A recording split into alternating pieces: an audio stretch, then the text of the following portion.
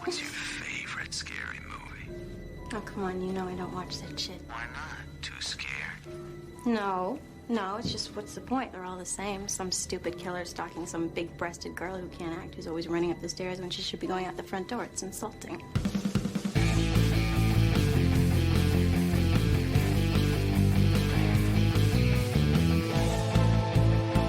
Hello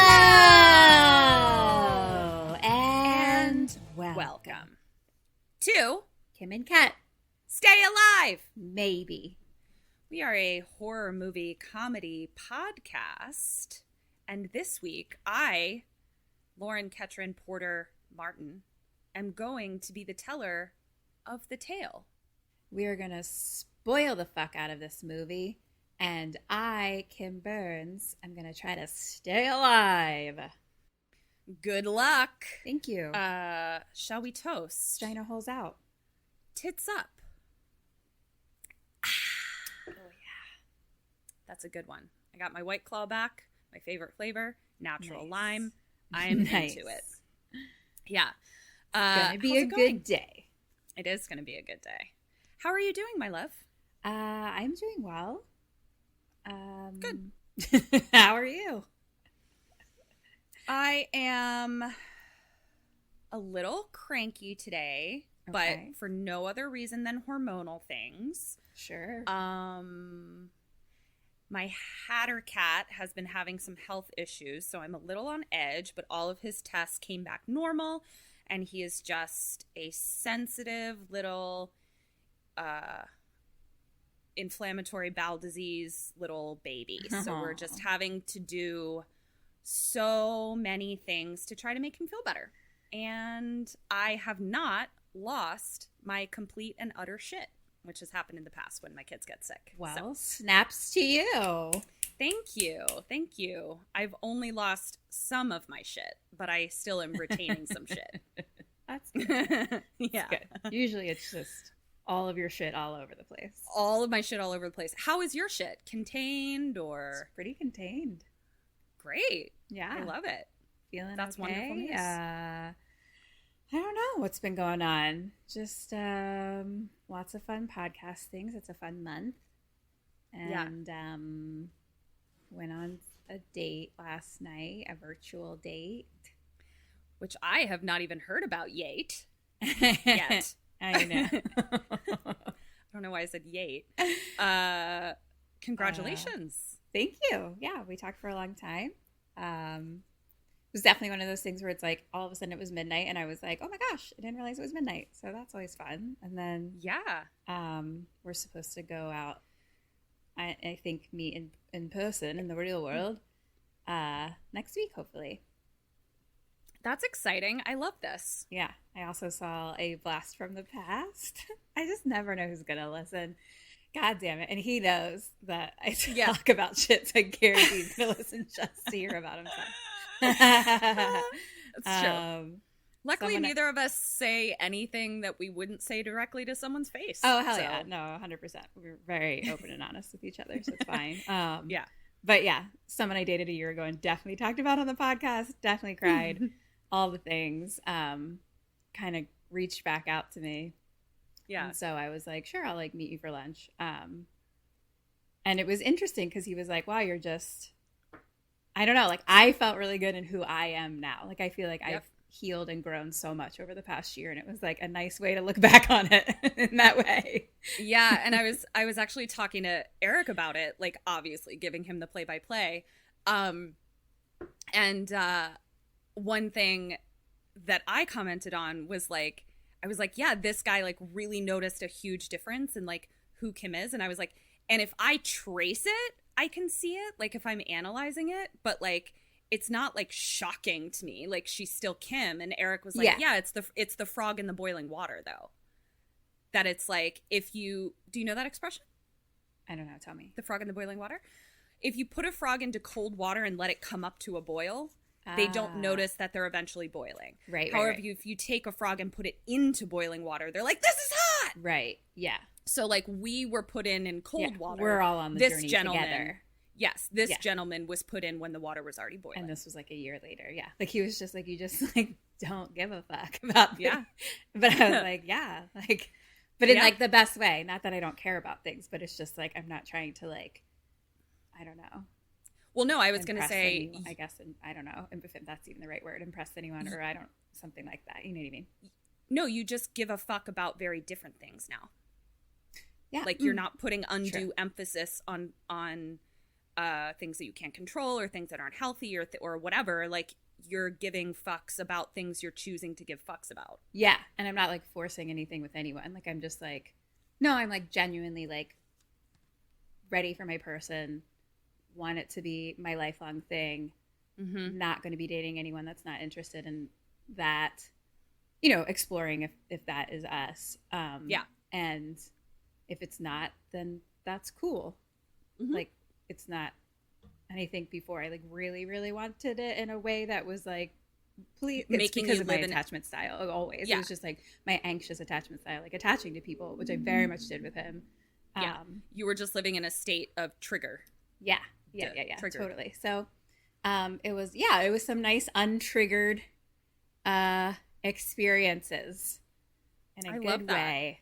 So I feel good about that. I think that's great. Yeah, I'm definitely living in a similarly untriggered state, which is very cool. I am like, even though like right now I'm cranky and like had a like cranky day, I guess I was able to identify like, oh, like hormonally speaking, this is the time where I'm cranky and like have less patience, but like I don't feel like my world is crumbling about me, right? Which is it's super great to like really not feel like your world is ending all the time. I like can agree to that. I attest to that 100%. Yeah, like it's just, I mean, things still piss me off, but I don't. Yeah, my world doesn't end. Yeah, it's pretty cool. Evolution and growth, people. It's pretty cool. Yeah, it's pretty awesome. It's pretty cool. Yeah. Let's get some business out of the way real quick. We've got fun things. So this is the 21st of October. That this is coming out? Mm-hmm. So on the 24th of October, we are going to be at Ethereal Film Fest, which is in Texas. I think Austin. Yeah. And we won't be in Austin. It will we won't. We'll be in a virtual Women in Horror panel. And that's going to be at 4:30 Pacific time, and it's 6:30 Texas time, PM. So Saturday the 24th. And so I guess if you want to do just the panel, it's like $5 on their website, so I can do a little show note link to that. So that should be pretty cool and fun to talk with like some other ladies in horror. And speaking of live events that we're doing, we have made yet another update to our Patreon. So if you are currently subscribed at our Laurie Strode level, we have added a new benefit where you are able to attend select live events for free. Yeah. So this is one of those events. So if you are at our Laurie Strode level and would like to attend this panel virtually, contact us and we'll get you a ticket. Totes. Yeah. Speaking of Patreon, you have until October 31st to join. Or die. Or die. No. If you join by October 31st, you will be entered to win our handmade original Funko Pops of Kim and Kat. Yeah, you guys. And we just posted pictures on the social media, and they're so cute. They are. They're just so cute little buddies, and I love them, and I want to win them myself. Yeah, they're adorable. And we are, just so you know, like we are going to be, these are going to go to one of our patrons. We're going to draw the winner on Halloween night, depending on, I love that you posted that, Kim. So depending on what tier you're on is how many entries you get. Yeah. Like the first tier you get 1 entry, the second tier you get 2, et cetera, et cetera, et cetera. Yeah. If you guys are interested in these and having more made, they sort of have to be made in bulk because they are, they're handmade. They're made by a specific incredible artist. You can follow him at All Star Custom Figures and on social media. And he's an Etsy shop too. Yeah, he's an Etsy shop. I just lost my train of thought. Oh, if you're interested in these, they kind of have to be made in bulk. So, message us. Let us know because we are looking into having more made, but it sort of has to be a community of people that might be interested. Yeah, and they will be because they're handmade and things like that and original, they're not going to be like the $30 Funko Pops you get at Spirit Halloween. They are going to be, we don't know exactly how much, but I think a couple $100. Yeah, will be the price ish. So basically joining Patreon will be cheaper than that. Exactly. And also there is a scenario where the more people that are interested in order them, the more the price can be brought down. Okay. But again, they're still going to be in that, $100 plus range because as Kim said, they are handmade. So yeah. Anyway, but let us know. Yeah, we're really excited about them. They're very cute. They're so cute. They're so freaking cute. The last thing is on October 30th, we're going to do a little just live stream, details to come. I think it'll be 6 p.m. Pacific time with our friend Paige, Madame of Horror. And it's going to be drunk history, but drunk horror, where we tell a tale and without taking notes or anything, a movie tale. And she tries to stay alive. But we'll tell more details about that next week. Yeah, I'm super excited about that. I think that's going to be really, really fun. It's going to be my third drink since January, so should be interesting. Yeah, I'm bitch, you better stay alive because otherwise you're going to be wasty pants. I'm excited to drink some pumpkin beer though. I have to find some. Yeah. Ooh. I like that idea. Yeah. See, what I was going to do over here, but it's less fun when I just had the realization that we're going to be in different places. I keep continuously forgetting that we're in different places. But maybe I'll tell you anyway and maybe share the recipe with you if I come up with something good. I was going to do some sort of lemon drop situation, but with an autumnal vibe. See what I could come up with. Yeah, I was thinking about maybe going back to Old Trusty, who I have not had in so long, our friend Screwball Peanut Butter Whiskey. Oh, yeah. And then some pumpkin beer. Yeah. Ooh. If this is going to be my only drinking for probably a while, I want it to be things that are delicious. Yeah.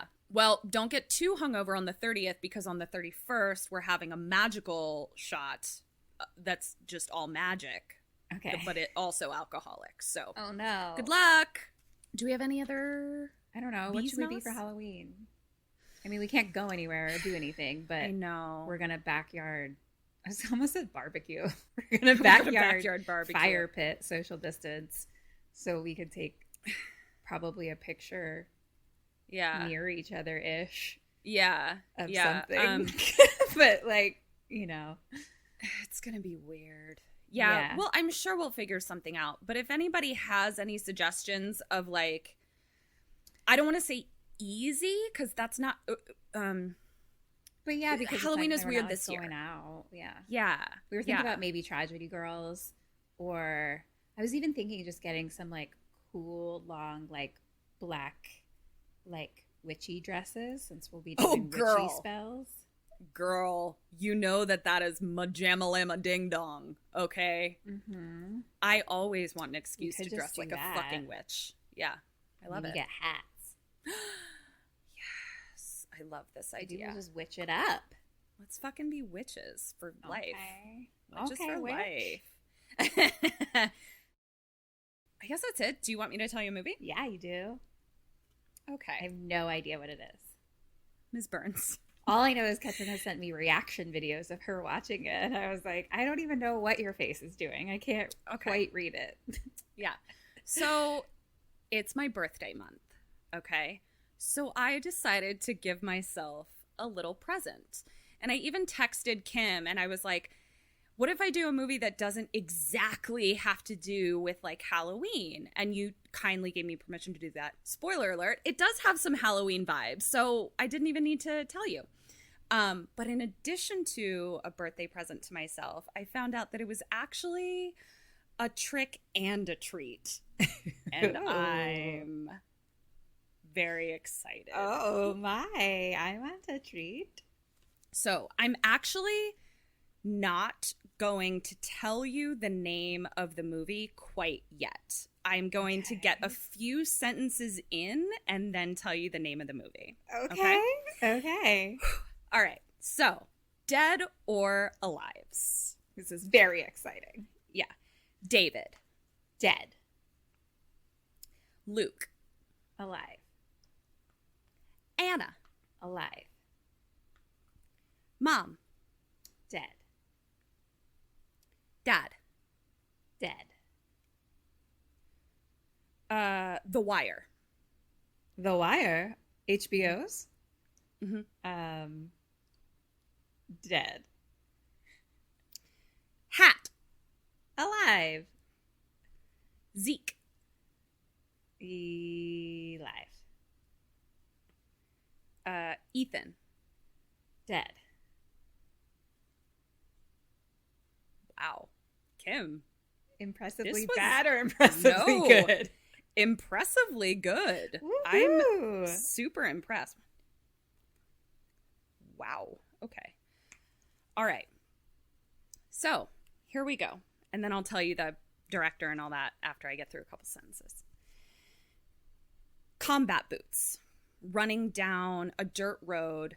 And by dirt road, I don't mean through a forest. I mean through like the Midwest, Montana. So it's like plains. Okay. So just like nothing for miles, right? Sure. Appears to be army boots and like a, army backpack, that kind of thing. Okay. And we see like a Halloween scarecrow in somebody else's yard, meaning like the head is a jack-o'-lantern. And we see a family. Then we cut to a family at breakfast. Mom, dad, son, daughter is already somewhere.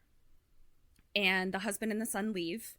And the mom is then, okay, have a nice day. And she's sitting alone at the dining room table. But then she's like, her face just kind of falls into a state of sadness. And we see the camera on like a memorial photograph of a soldier who clearly died in battle. And she's just sitting there staring at it. Then it cuts to her sitting in a chair, also just staring at this photo. Oof. So then the doorbell rings. Hello.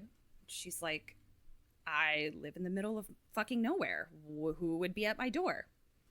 She opens the door, and it is Dan Stevens. Oh. And it's I don't know if they did something to make his eyes even fucking bluer than they already are, but I had to catch my breath. Oh, It was breathtaking. It was exceptional. I want to see a picture. Yeah, and I have a lot of like theories about like why this was just like clearly a career move on Dan Stevens' part.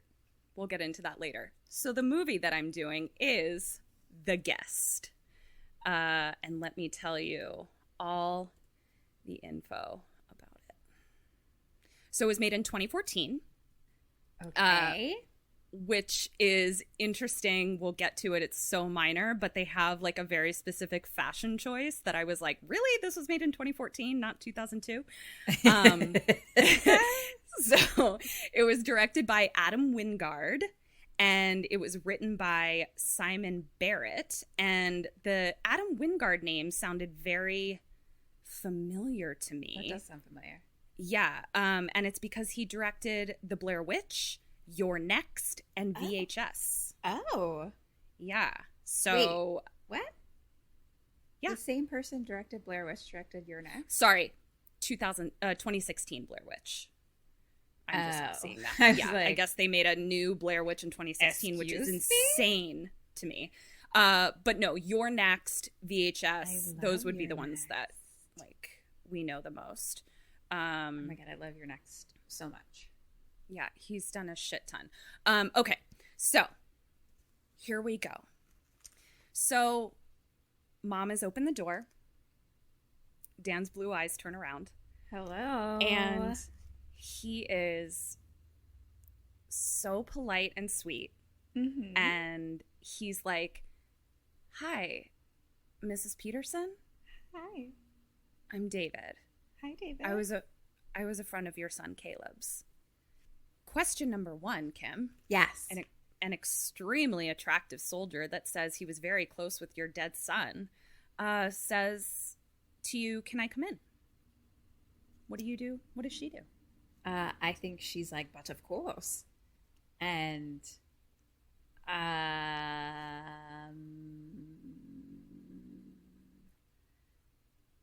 okay.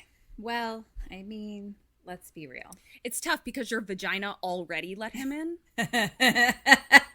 So, That is tough. yeah. My one door is already open.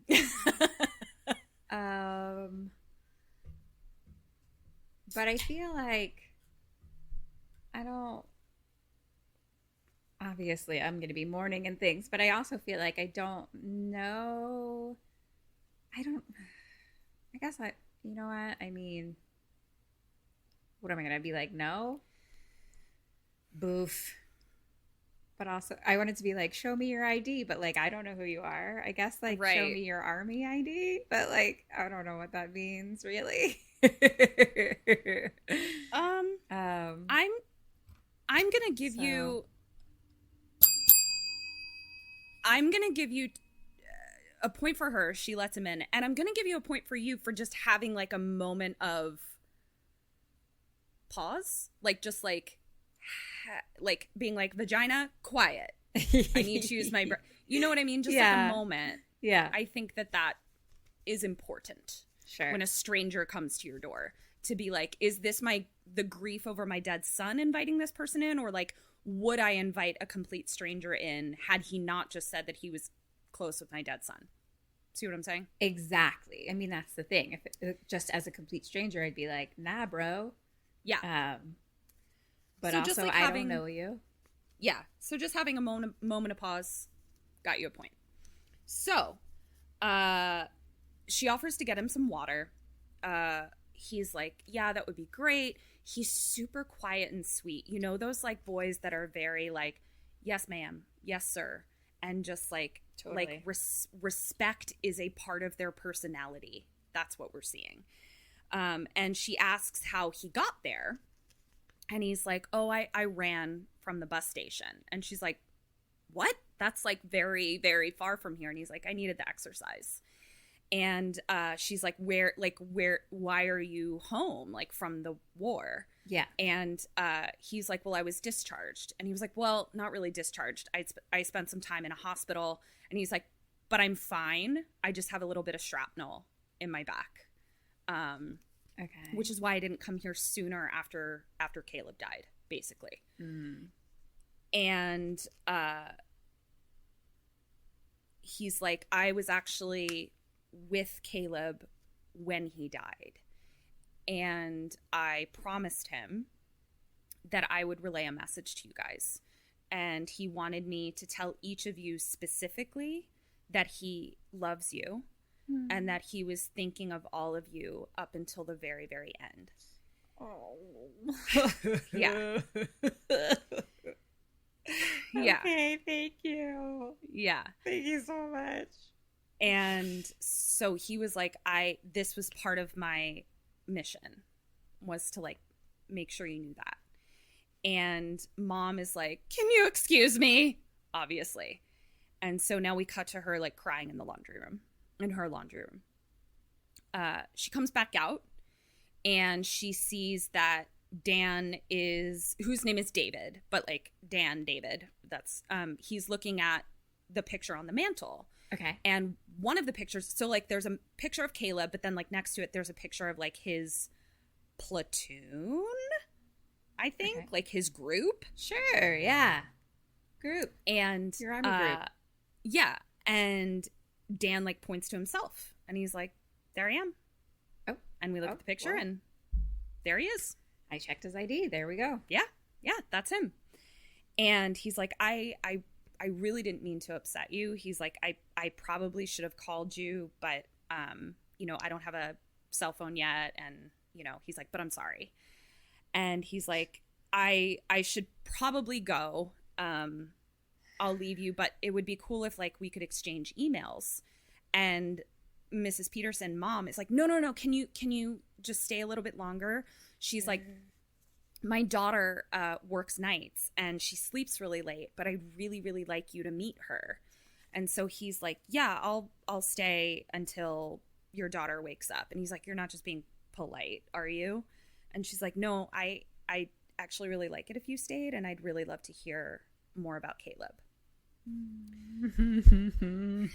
Yeah. Oh, God. So now we cut to the daughter waking up in bed, and we cut to her coming into the living room. She like hears people talking and she's like, what the fuck? And she's like in a little waitress uniform. And she's like a teenager. She's 20. 20. Okay. Yeah. And she looks very suspicious and teenagery, you know? So like she comes out and like there's just a very much like, hi. Totally. Who's this person in my house? Like that's kind of how she is. And she just is like kind of like making conversation, but like a teenager. So she's just like, where are you staying? And he mentions like a hotel up the road. And at that point, mom is like, no, you're absolutely not staying in a hotel. Like you can stay in Caleb's room. And the daughter is kind of like, okay, well, I guess I'll see you later. Like, you know, just she's it's not fair for me to just say she's being a teenager. Like, this is weird. Like, her brother died. I'm sure her parents have been weird since he died. And now, like, a stranger is going to stay in her brother's room. Like, I'm sure she's having a lot of information to process. That's a lot. And then, like, also her, like, vagina is, like, wide open because it's Dan She's Stevens. just so it's, like, whopping it up. Yeah. So it's just, like, very confusing for her right now. Absolutely. So now we cut to mom showing him Caleb's room. And he asks again if she's cool with this. Like, he's being very respectful of, like, I know that I'm here, but, like, you're grieving and this is weird. And she's like, no, yes. And she's like, I actually really think it'll be good for us. And she leaves and he kind of, like, looks around the room. And then he sits on the edge of the bed and just stares straight ahead at the wall. Sure. Yeah. Okay, so now we cut to a school hallway, and we see some signs for the Halloween dance. That's Heinz ketchup. We see some signs for the Halloween dance, and we see the son just like walking down the hallway. His name is Luke. So the daughter's name is Anna, son's name is Luke, and he's just walking. And 4 bullies come up and just, like, smash him up against the lockers. Like, just true pieces of shit. Mm-hmm. And poor kid just waits for them to leave. Like, just stays, like, pressed up against the lockers, waiting for them to get bored and walk off. Oh, my God. How many times do I cry in this movie already? Yeah. So he then keeps walking. And we now cut to after school. And his mom is picking him up. Miss Peterson is picking him up. And he kind of just, like, pulls his hood in front of his eye so that he can cover that, like, he has a bruise on his eye. Yeah, now. totally. And he's being a typical teenager as well, where she's like, how's school? And he's like, fine, God. Like, just... Oh, God, I remember those days. How is school? It's fine, God. Why are you always in my business? Okay. My mom was like, what is that burn on your ankle? Like, what is that from? And I'm like, I don't know. I fell off the curb. Leave me alone. Yeah, I fell off the curb and it cut me in an exact heart-shaped way. She's like, it doesn't look like a cut. It looks like a burn. And I'm like, I don't know. And you're like, I don't shut know, up, Mom. I don't know where it came from. Leave me alone. So now we cut to Dan's face, just at the kitchen table, staring straight ahead. Just a slight smile on his face. And those baby goddamn blues staring right into my soul. Oh, I thought you were going to say right into my pussy. That too. Staring right into my soul is in my pussy, so that's why. Oh, right. True. Yeah. Of course. So that's where then all our power is. It is. We're very powerful. So then the camera like cuts to Luke, and we realize that Dan was like staring at Luke, and he's just like, so you knew my brother? And awkward. Like it's weird, but like Dan is fully aware that he's just staring at a human. It's not like he's like lost in something, like he's just staring. And he's like, yeah, I was friends with your brother. And he's like, and Dan wanted me to Caleb wanted me to tell you specifically that he loves you. Mm. And so that's 2 down. He's completed his mission for 2 out of the 4 family members. And the brother is just, has a surge of emotion as a teenage boy, therefore doesn't know how to do what to do with it, and is awkward. And he's just like, thanks, I guess. Oh, no. And I'm like, no, it's cool to just be like, thank you, I'm grieving for my dead brother. And this brings up emotions, but whatever. So then we see that Mom and Dad are arguing at the other end of the hallway. And the dad, because he does not have a vagina that just immediately opened up to Dan Stevens, is like, you just like let a stranger in our house that WTF. That just like says he's friends with our, like, what is that about? Right. And the mom is defending it, obviously. And then he's like, what if he has like the PTSD? Like that makes them crazy. Just in like a way that's like really insensitive. The PTSD? He says the dad was either making a very specific character choice or someone's uncle that they cast in the movie. I'm not clear which it is. Interesting. So, yeah. And so the mom is finally like, the PTSD, she's like, what if Caleb had come back with that? Like, would you be as judgmental and dismissive? Fair. True. Yes. Thank you, Yeah. Mom. So at that point, the dad's like, fine. So Dan is at the table with Luke, and he's like, I'm sorry your parents are fighting about me. Like, it's obvious. And then he's like, so you got hit? And Luke is like, yep, with a football. And Dan goes, yeah, I guess that could happen. And Luke is just like, okay.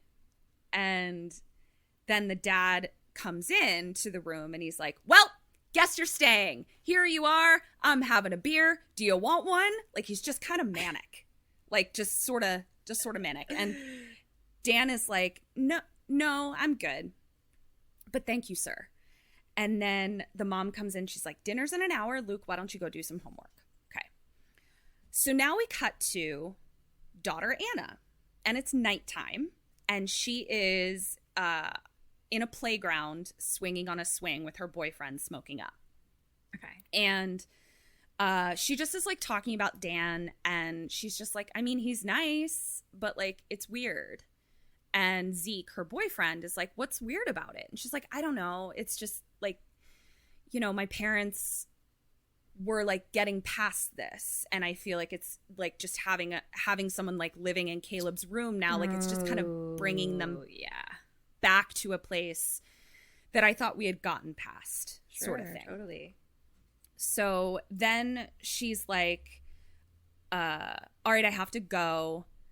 So basically she doesn't work nights, we just realized. She goes and hangs out with her boyfriend. Like she says that she gets like she says she gets off later than she does so that she can go hang out with her boyfriend. Scandalous. Yeah.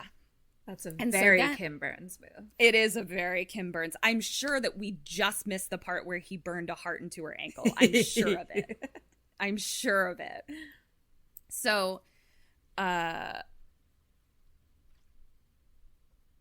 so she's like, all right, I have to go. He tries to get her to stay. And she's like, no. And she's like, but I'll see you at Kristen's house tomorrow.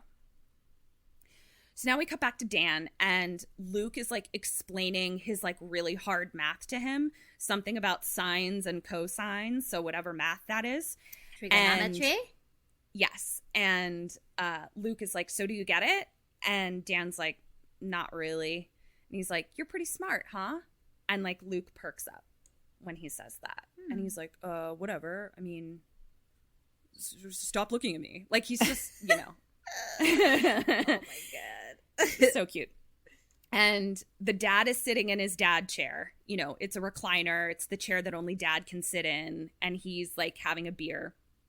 And then the daughter comes in and dad is like, how was work? And she's like, it was fine, whatever. And dad is like, Dan, I'm having a beer.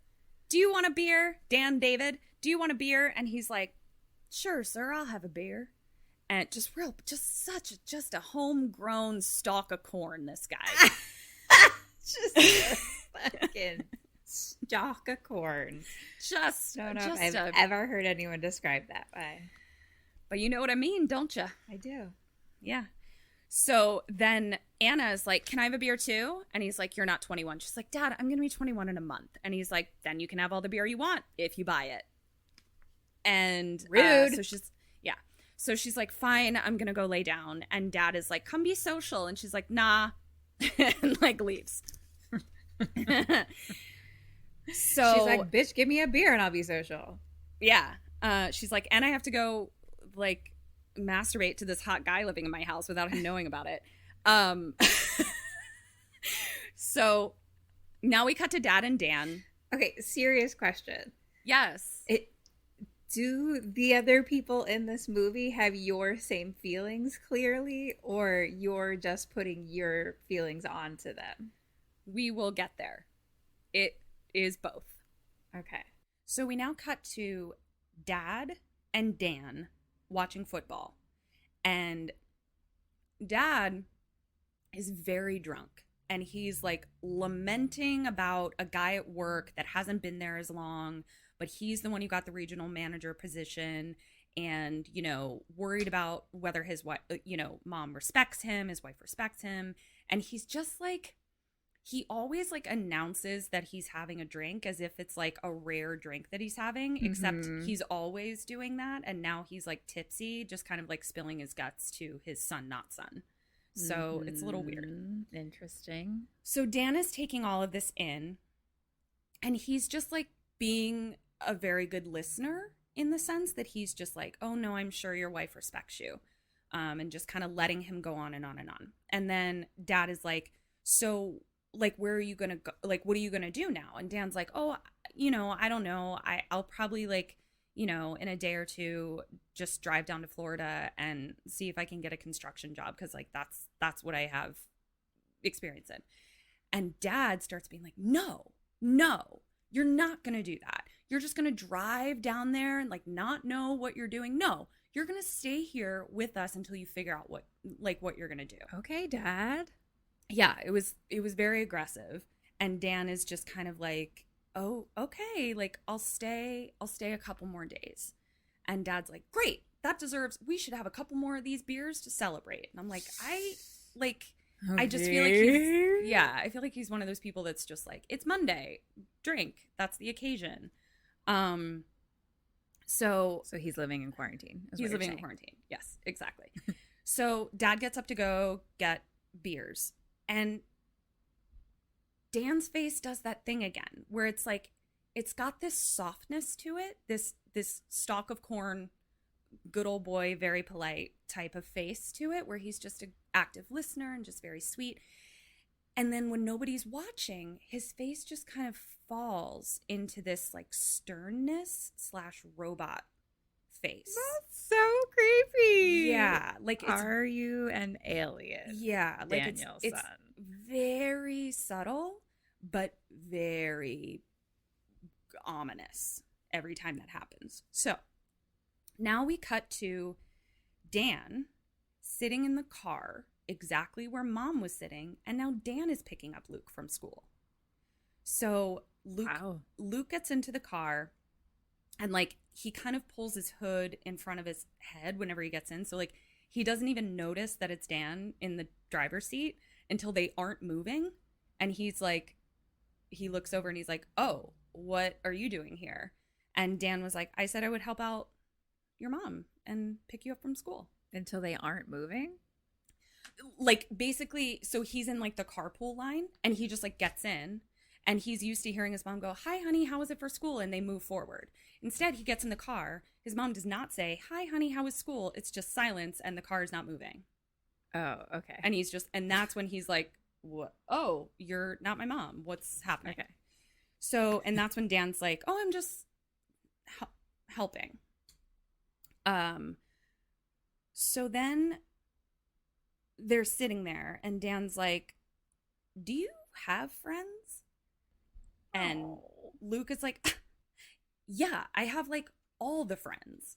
And Dan just kind of doesn't change his face and just looks at him. And Luke is like, "I mean, they're online friends, but I have a lot." And at this point, Dan just kind of smiles, and then he pulls up a little bit and then stops the car again. Like just a couple feet, pulls up a couple feet. And Luke is like, what's happening?" And Dan goes, "Show me who hit you." And Luke is like, "It was a football." And Dan just keeps looking at him and is like, "No, it wasn't." So question number 2, Kim, you're Luke. Do you point them out? Do you not point them out?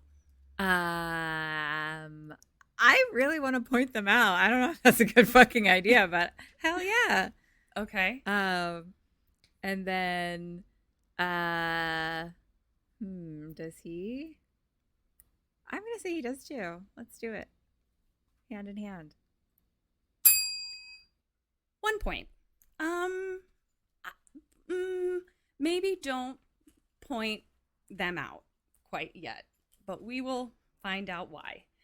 He does point them out. So he like points them out, kind of describes like, this one does this to me, this one blah blah blah, and then he's kind of like, "Okay, like can we go now please?" And Dan is like, "Of course." And so we see the bullies get into a car and they leave the school. And then we see Dan's car pull out right behind them. And they miss their turnoff on like the dirt road where it's just like field and nothing else.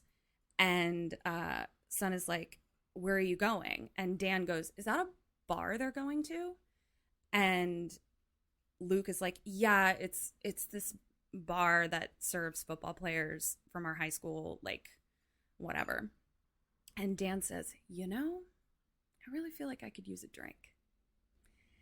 And Luke is like, "I don't love this, but I'm in the car with you." And so they pull into the parking lot of the bar. And Dan's like, "Are you coming?" And Luke is like, "No." And Dan's like, "Okay, well, I'm going to go have a drink. I'll see you in a bit." Of course, Luke follows him in.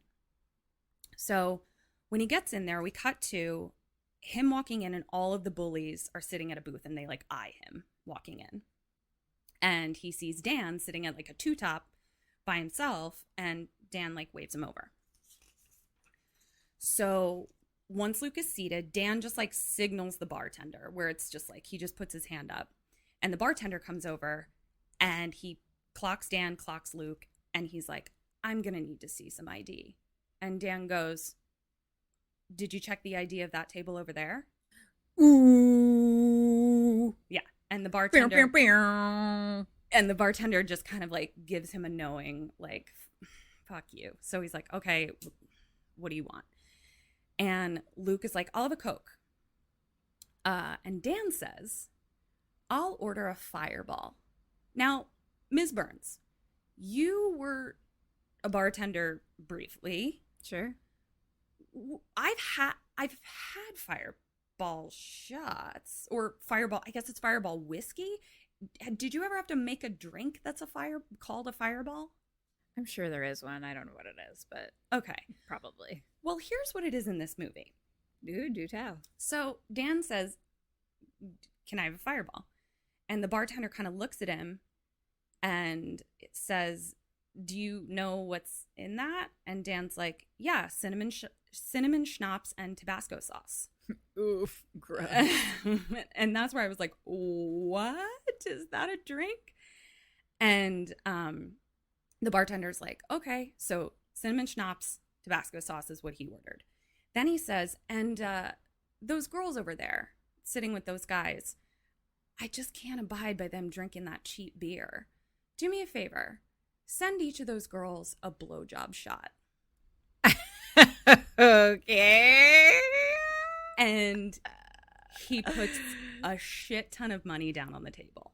Okay? Like, just like flap out on the table. Hello, Dan. Oh, yeah. And then bartender kind of looks at him because, like, bartender knows, like, he's the messenger of whatever message Dan is trying to send. So he's like, don't you think you should buy drinks for the guys? And Dan just looks up at him and says, do I look like someone who wants to buy drinks for the guys? And the bartender was like, I mean, it's just the polite thing to do. And Dan goes, you know what? You're right. It is the polite thing to do.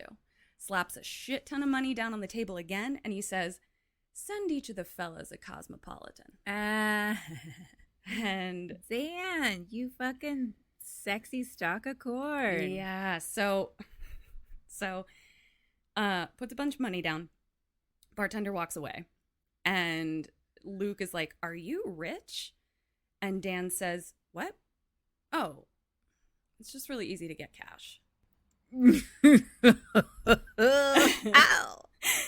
So now the bartender brings over Luke's Coke and Dan's Fireball. Dan takes a sip, and then he offers a taste to Luke.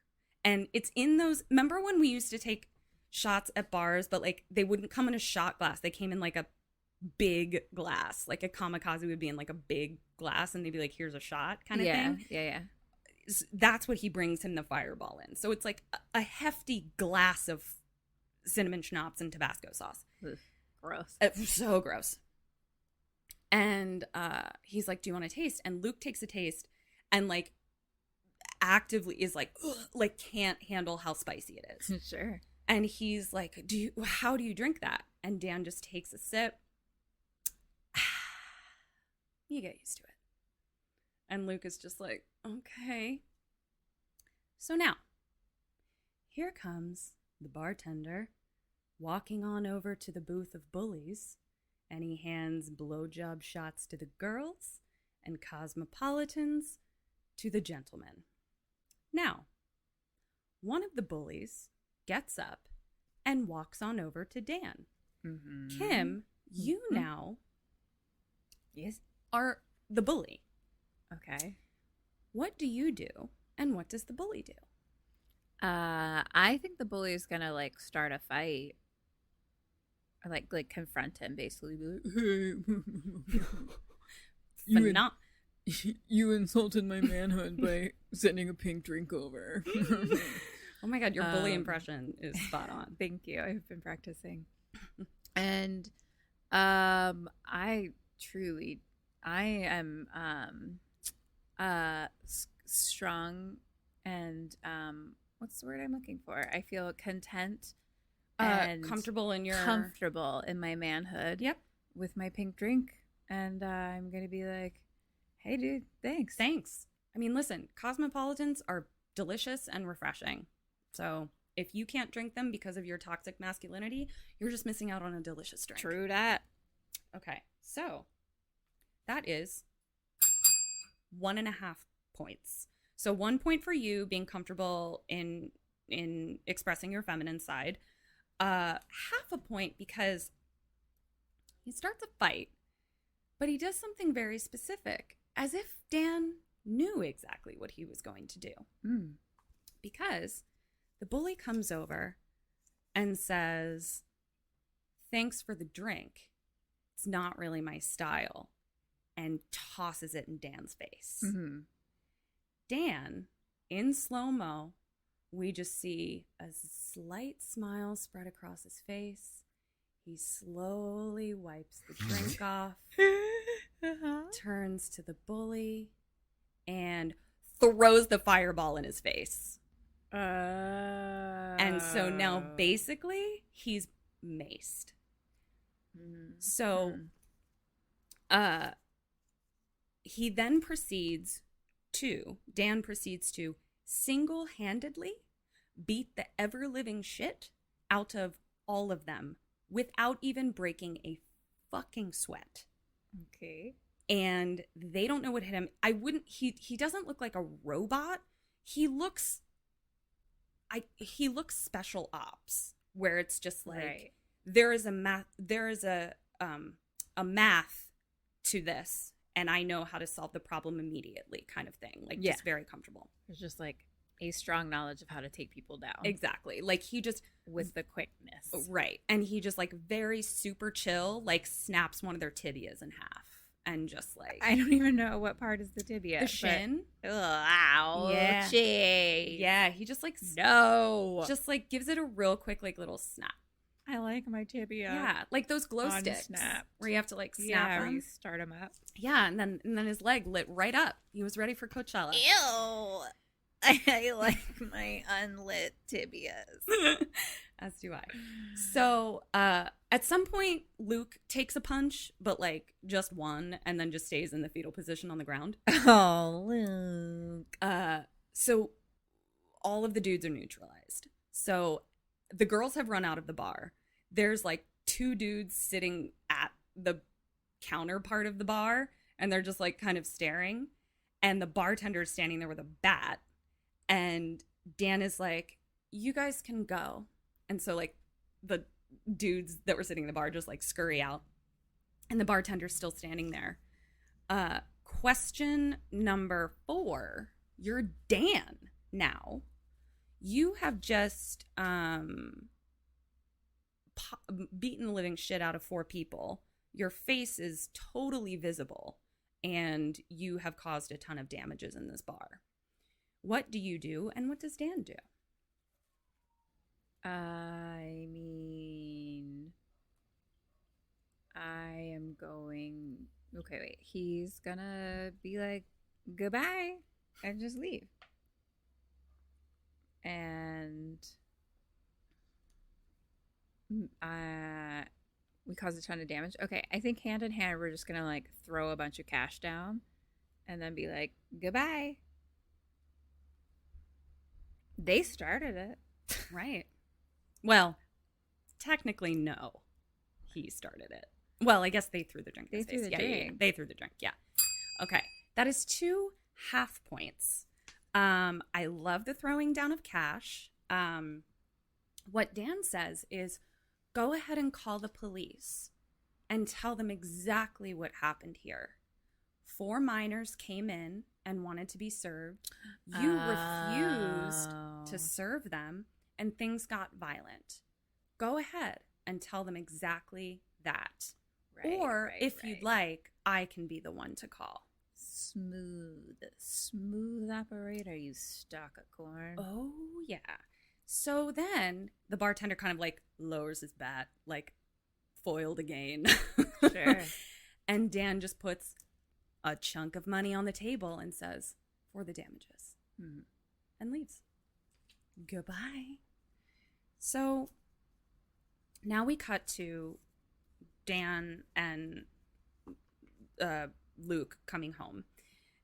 And of course he's got like a bloody nose now because he took a punch, and Mom is like, what happened? And Son is just like, nothing, no big deal, leave me alone, goodbye. And like, and like goes into his room. And so the mom like looks at Dan being like, why does my son have a bloody nose? And Dan is like, just normal high school bullying stuff, just normal high school stuff. It's no big deal. I broke it up, and I told him I would teach him some self-defense moves if he wanted to. And the mom is just like, wow, I'm so grateful that you were there. So the daughter is very eye-rolly. So to answer your question, there's no denying that she's like, there's a super hot dude in my house. She also is the only one that appears to not, like, she's suspicious of him. And nobody else in the family to this point is suspicious any longer at all, except for her. So she gets kind of eye-rolly, and then she's like, okay, I'm going to go get ready for Kristen's. And mom is like, can you come in here, please? And we hear them, like, arguing in the kitchen. And mom is like, I really think you should take him to the party with you. So question number 5, you're Anna. Do you take him to the party? And does she take him to the party? Dan? Mm-hmm.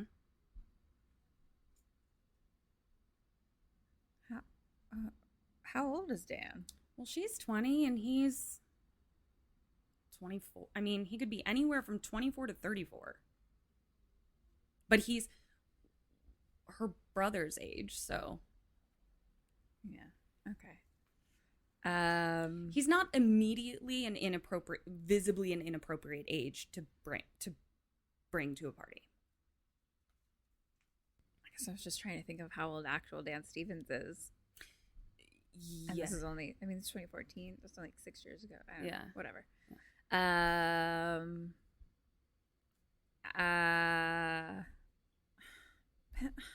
Mom, I don't want to. I know there's literally nothing more uncomfortable. I don't want to. Yeah. No. Okay. And let's say she does. Double ding. Double ding! Yeah. Don't bring him. Let's just, Don't bring make him. me, Mom. Yeah. She comes back into the living room and she's like, do you want to come to this party with me? And Dan just looks at her and is like, sure, that sounds fun. She's like, and walks away. I love it. So now we cut to, a little bit later, maybe like an hour later. Okay. And daughter is banging on the bathroom door and she's like, Luke, God, like, I have to get in there. You've been in there for an hour. Like, just let me in the bathroom. I'm trying to get out of here. Luke. And then the door opens and just so much steam comes out. Like it's a fucking fog machine. And her face just drops. What? And this is where I sent you a reaction. What is it? Because steam comes out. Yeah. And then out walks shirtless Dan Stevens. And she can't. She's talking like I am. Like she's just like, I thought you were my brother, but you're not. It's clearly not my brother. And Dan is just standing there, and he's standing there in a way that's like, yeah, I know what I look like. Like I'm totally aware of what I look like. And she's just like, I take your time. And Dan's like, yeah, I'm just gonna go put a shirt on. She's like, okay, but you don't have to. But you can have just to. keep your shirt off. It's forever. actually a shirtless party. Totally It's a shirtless party. And I don't think corns wear shirts. Nope, you're just all stalk of corn. No shirt for you. And then she just like goes into her room for a second and just masturbates till she perishes. Like just dies. She literally goes into her room and like shuts the door and it's just like can't catch her breath. Sure. So I just like remember that feeling of like, especially if it was like somewhere where you met a hot dude but your parents were around and you were just like, I don't know how, like, I know how I would flirt if I wasn't in my parents' house right now. That happened to me a couple times. No, I was like, No? I can't even imagine that. I don't know. I've gone to like weddings with my family where like there's like a super hot dude there, and I'm like, I can't, wish my parents weren't here. Oh, I don't know. I don't do things with my family. there you go. So we cut to them pulling up to the party, and she's walking ahead of him. And Anna's like, so, no big deal, but if my parents ask, this is Kristen's house and she lives with her boyfriend, Zeke. And Dan is kind of behind her and he goes, oh, I didn't know you had a boyfriend. And she turns around. I thought, okay. She turns around and she goes, okay, my parents don't know that I'm still dating Zeke. I told them that he's with Kristen now. They think I broke up with him, but yes, I do have a boyfriend and his name is Zeke. Don't tell my parents. And you look confused. I think I get it. Okay. So Dan's like, I'm not going to tell your parents that you have a boyfriend. It's none of my business. And she's like, okay. So they walk in and Kristen opens the door, whose house it is. And she's in cute little cat ears. And she's like, hey, Anna. And like can't chill at all. Oh like, my God, I love this so much. like can't chill. And Anna's like, yeah, this is my friend Dan. You know, I told you about him. And she's like, mm-hmm, you did. And then Kristen is like, I think Zeke is in the back. You know, he's waiting for you. So she's like, okay, thanks, bye. Kristen's like, your boyfriend Zeke, not mine. I'm single, bitch. That is exactly what happens, because then she's just standing in the doorway with Dan, and like she's like cartoon Gaga, like where she's just like literally batting her eyelashes, like can't handle it. Like her chin is on the floor and her tongue rolled out. Yep, that's it. She's exactly that cartoon. And so she's just like standing there and she's like, God, where are those boys that were supposed to come and help me bring in the 2 kegs? And Dan goes, I'll get them. And she's like, what? There's 2 of them. And he's like, where are they? And she's like, they're in that van. I think the door's unlocked. So then we cut to them at the party.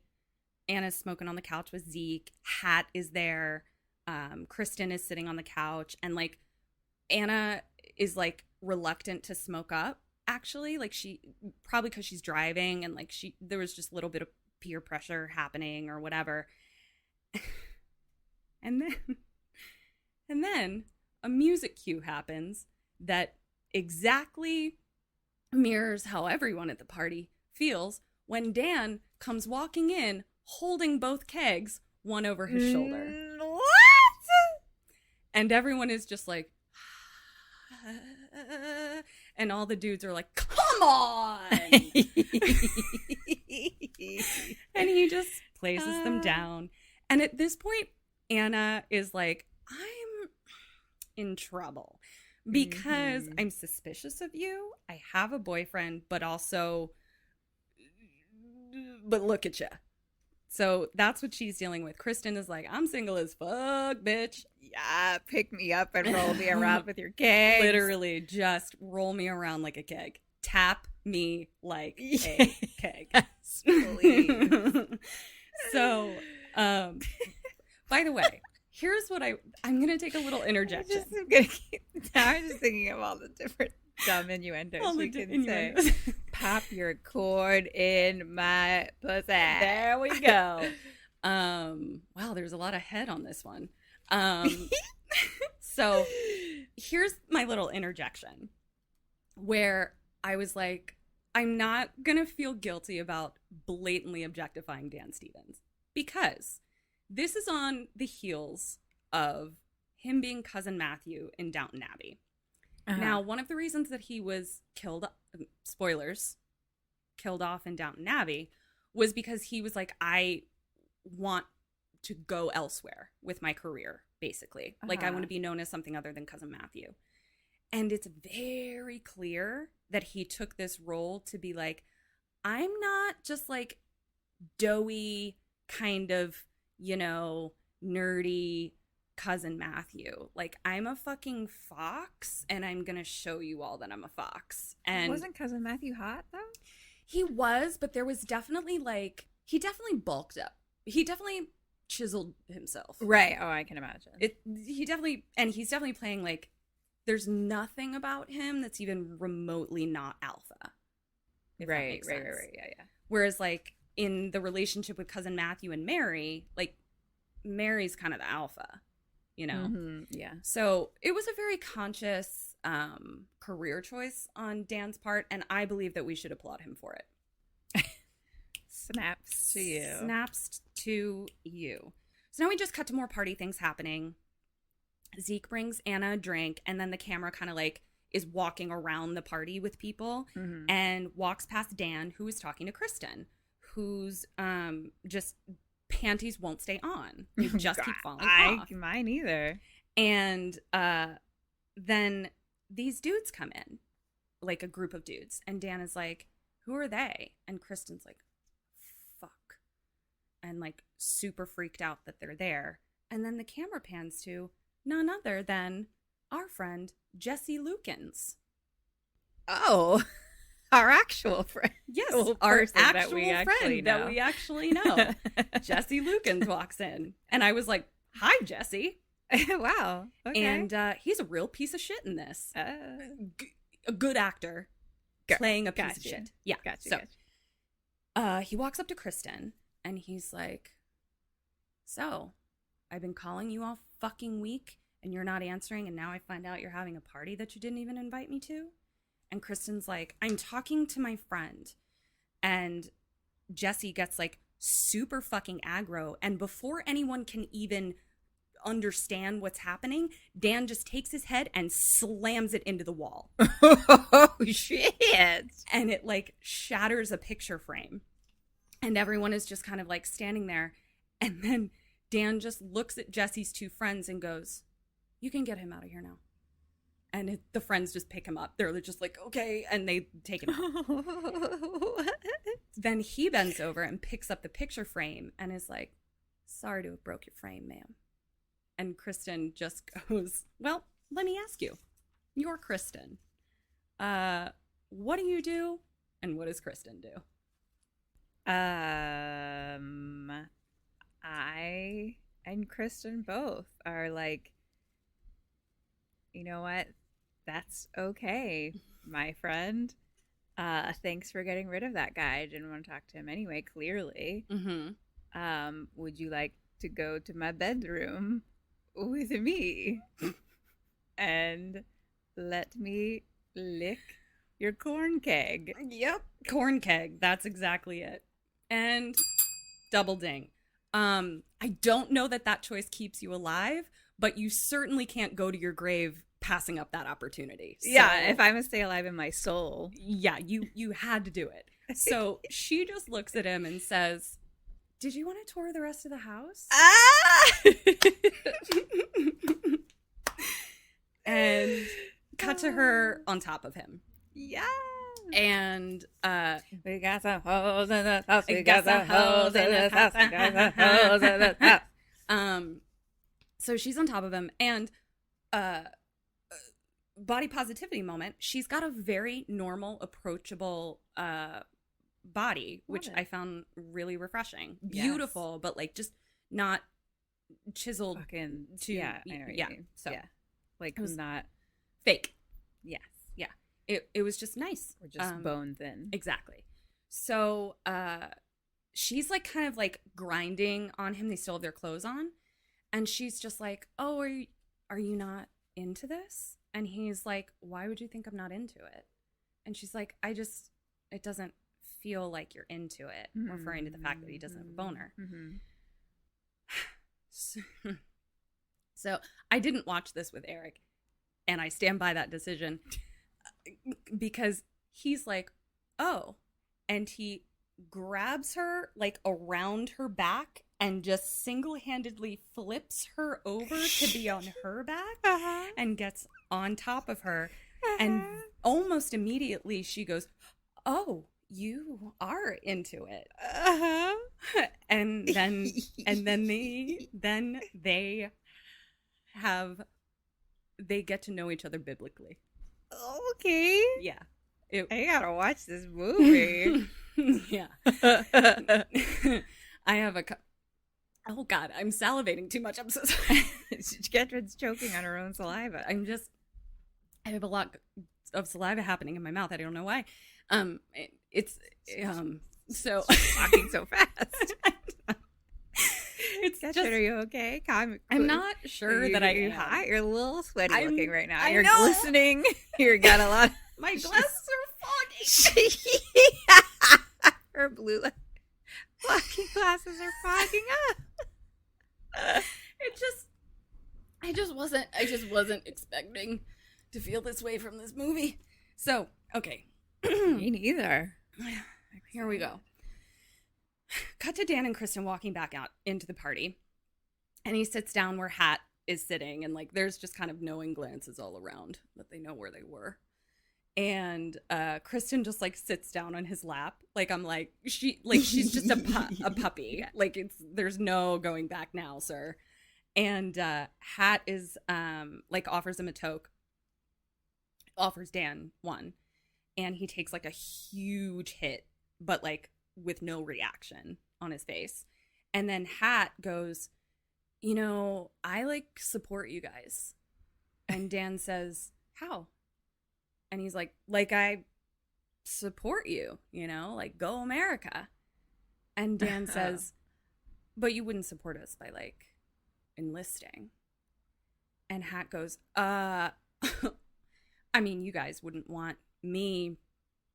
I mean, I have really bad asthma, so, like, I can't enlist. It would make it really hard to what? And Hat is like, hey man, I didn't mean to. I'm just fucking with you, dude. I'm just fucking with you. And Hat's like, okay. And so then Kristen is just kind of like, I'll be right back. And she's into it. Like, even when he's creepy, she's like, I'm into this energy. She's, I don't know how much, like, soul searching Kristen has done in her life. She's 20. Yeah, she's 20. So she, Hat talks about her being, like, a nice piece of ass or something. And Dan just leans across the table and goes, can you get me a gun? What? I'm sorry? And Hat says, what? I'm sorry? And he's like, why do you want a gun? And Dan says, I'm an army guy. Army guys like guns. And Hat goes, yeah, man. Yeah, I can get you a gun. And he's like, yeah, fuck it. Give me your number. And Dan pulls out a burner phone and says, I'm only using burners right now. Numbers on the back. Like, so he, like, gives Hat a phone. He's like, only call me from this phone that I'm handing to you right now. And here's the number that you're supposed to call on the back of it. Okay. And Hat's like, nothing to see here. Totally not suspicious. I'll go get that gun for you, sir. So now Dan looks over and he sees that Anna is having, like, a fight with Zeke in the corner. Like, something about, like, him wanting to go on tour with his band or something, whatever. And she gets pissed and she walks over to Dan. She's like, are you ready to go? And Dan's like, sure. So we cut to them leaving. And Dan is like, I'll drive. And she's like, I'm fine, like, searching through her purse. And he's like, you're stoned. And then I had to record this clip, so I'll text it. I'll text it to you. Text it to me. Text it to me. So he. Can I watch it now? Yes. Yeah. Yay! So I've been dying to see some of this fucking yeah. So hot piece of peace. he blocks the door to the driver's side, but, like, in an alpha way, but not in a bad way. Okay, so hold on, let me send this to you. Oh wait, shoot, nope, I didn't record that one, but I recorded another one. So he walks over to the side. Cannot fucking wait. I know. I'm sorry. I'm dying. The anticipation. Why didn't you record the fucking walking out of the steam. I mean, honestly, I should have just recorded the whole fucking thing. Just been like, let's just watch it. I mean, It'll be like when we watched Amityville Horror, and it's like fucking Ryan Reynolds just chopping wood, shirtless and sweaty. Yeah. And I feel like multiple people were there. We were all just like, we're just gonna go to our it was rooms separate rooms separately, For no- go to our Yep. by ourselves for a no little bit reason. after Yep, seeing Ryan Reynolds. that's and then we come back being out 20 sexy. minutes later, and we're like, can we just rewind that part real quick? Yeah, it basically would have just been that for quite some time. Oh goodness. So he goes. Kedrin is fanning herself. She's sweating. She can barely even tell the story. So he's like, you're stoned, and he like blocks the door, and he's like standing in front of her, and he's like a foot taller than her, and she's like, how are you more sober than me? And he just looks at her and he goes, 'cause I'm bigger than you. And I was like, and You are bigger than me. so it just was so well done, cinematically speaking. Totally cinematically speaking. Yeah, so I think after we record, I am gonna find that part in the movie and just record your reaction to it. I mean, my reaction just to you telling it to me was pretty true. Yeah. So then he picks up her hand that has the keys in them and just slowly takes them out of her hand. Then he walks by her and she literally just goes, he goes around to the passenger side and opens the door for her and waits for her to get in. And she just kind of like rolls her eyes and takes a deep breath and gets in the car. Oh my goodness. Cut to them driving. And I'm going to call the music that's playing very feminine music. Obviously, that's not a term I would use to describe feminine music, but we already know that this is a town where, like, boys that would be listening to, like, Tori Amos or something probably wouldn't be comfortable doing that. Like, they can't even drink a Cosmopolitan without their masculinity being threatened, you know? So that's the reason I described the, like, type of music that we're listening to in the car. And he looks over at her and he says, "Please put your seatbelt on." And she, like, looks at him and he just keeps staring at her. And so she, like, rolls her eyes and puts it on. And I'm like, bitch, you gotta wear your seatbelt anyway. You don't need a hot Dan Stevens to tell you. And then They should totally play that clip, though, for, like, people. Yes. Like, kids. Just, like, high schoolers be like, please put your seatbelt on. Totally. Yes. Okay. Yeah. So then they're just kind of sitting in silence. And Dan is like, "Do you want to talk about it?" And she's like, "No." But then immediately talks about it. And she's like, "I just feel like he's not moving on. Like, he's not moving anywhere. Like, I'm going off to college next year. And, like, he's still in his band, like, trying to make this work. Like, he doesn't even have a job." And Dan goes, "Well, he does have a job. He's a drug dealer." And Anna goes, "He's not a drug dealer." And Dan just stares at her and she goes, "Okay, so, like, he deals drugs, like, sometimes, like, real quick, like, just to our friends, like, for some extra cash real fast." And Dan is just like,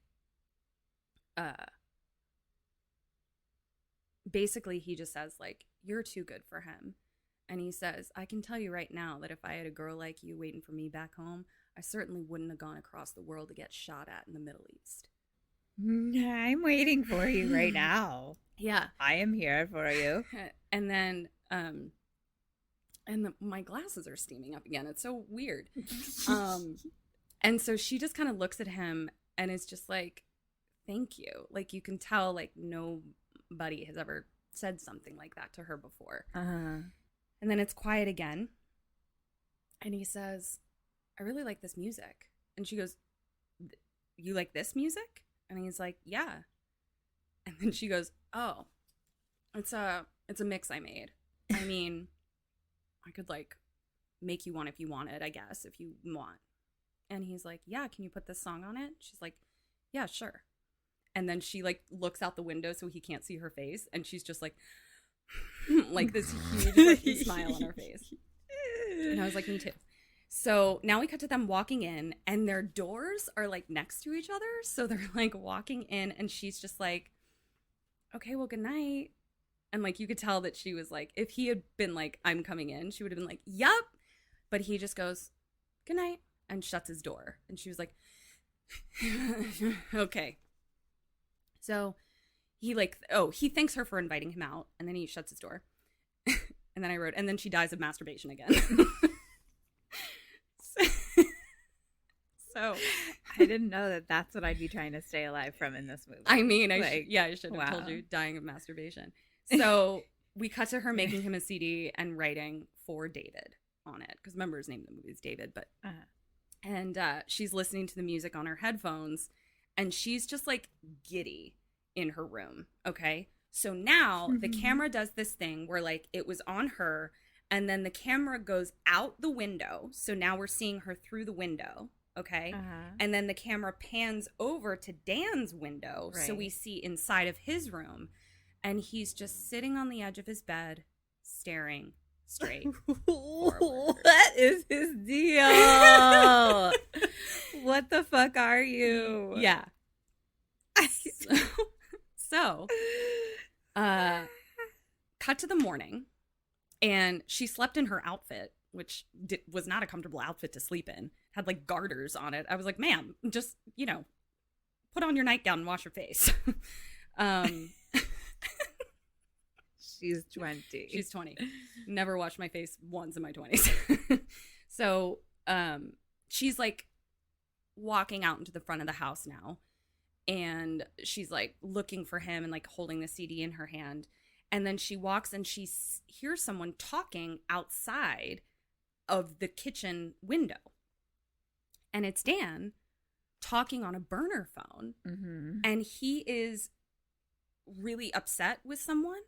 And all she can hear is his side of the conversation.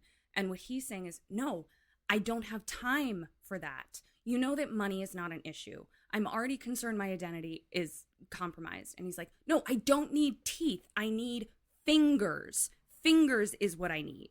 And a new fucking face. What? No. So Kim. Yes. Question number 7. You are Anna. What do you do? And what does she do upon hearing this? Oh my goodness gracious. I think that she's gonna put a blanket over it and like not just pretend she didn't hear it, basically. I'm trying to be normal. I think that I'm going to tell my parents and be like, yo, this shit is shady. We need to kick him out. Tell my parents.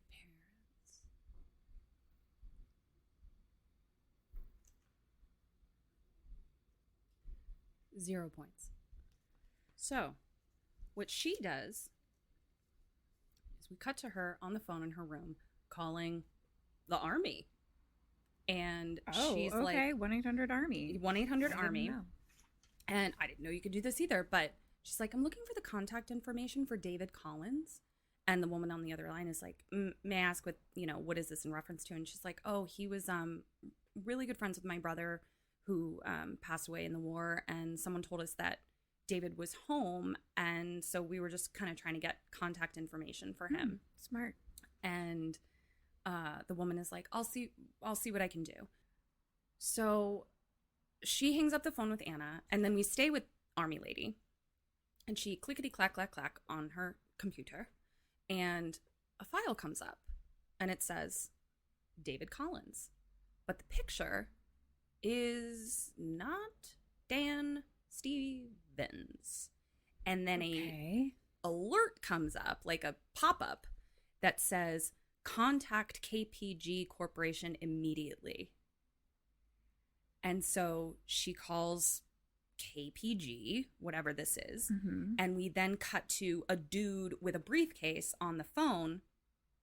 And he's like, David Collins is dead. And he's like, I don't know. Just give them the official story. And he's like, I need to contact Fort Kenilworth. We'll take it from here. And hangs up the phone. So now we cut to like a boardroom with a bunch of boardroom type dudes. And they're having a boardy type army meeting where it's like, you know, this is the thing that we did and did it work, blah, blah, blah. And the guy that they're asking is the chief of police from The Wire, Lance Reddick. How do I send this to you? I don't know how to share it with you, but look up Lance Reddick. Okay. You Got it. Okay. Totally know who that is. Yes.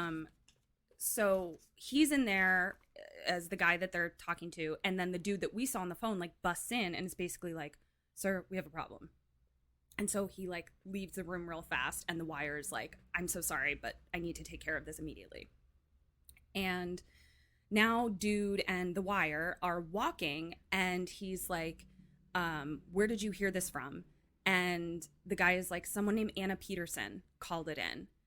And The Wire stops, and he's like, as in Caleb Peterson? And he's like, yeah, it's his sister. And he goes, you need to get me on the next flight. I don't care if you have to charter a plane.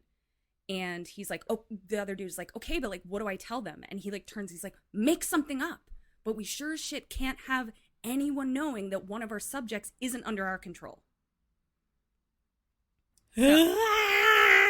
Army, what's the army doing? Yeah.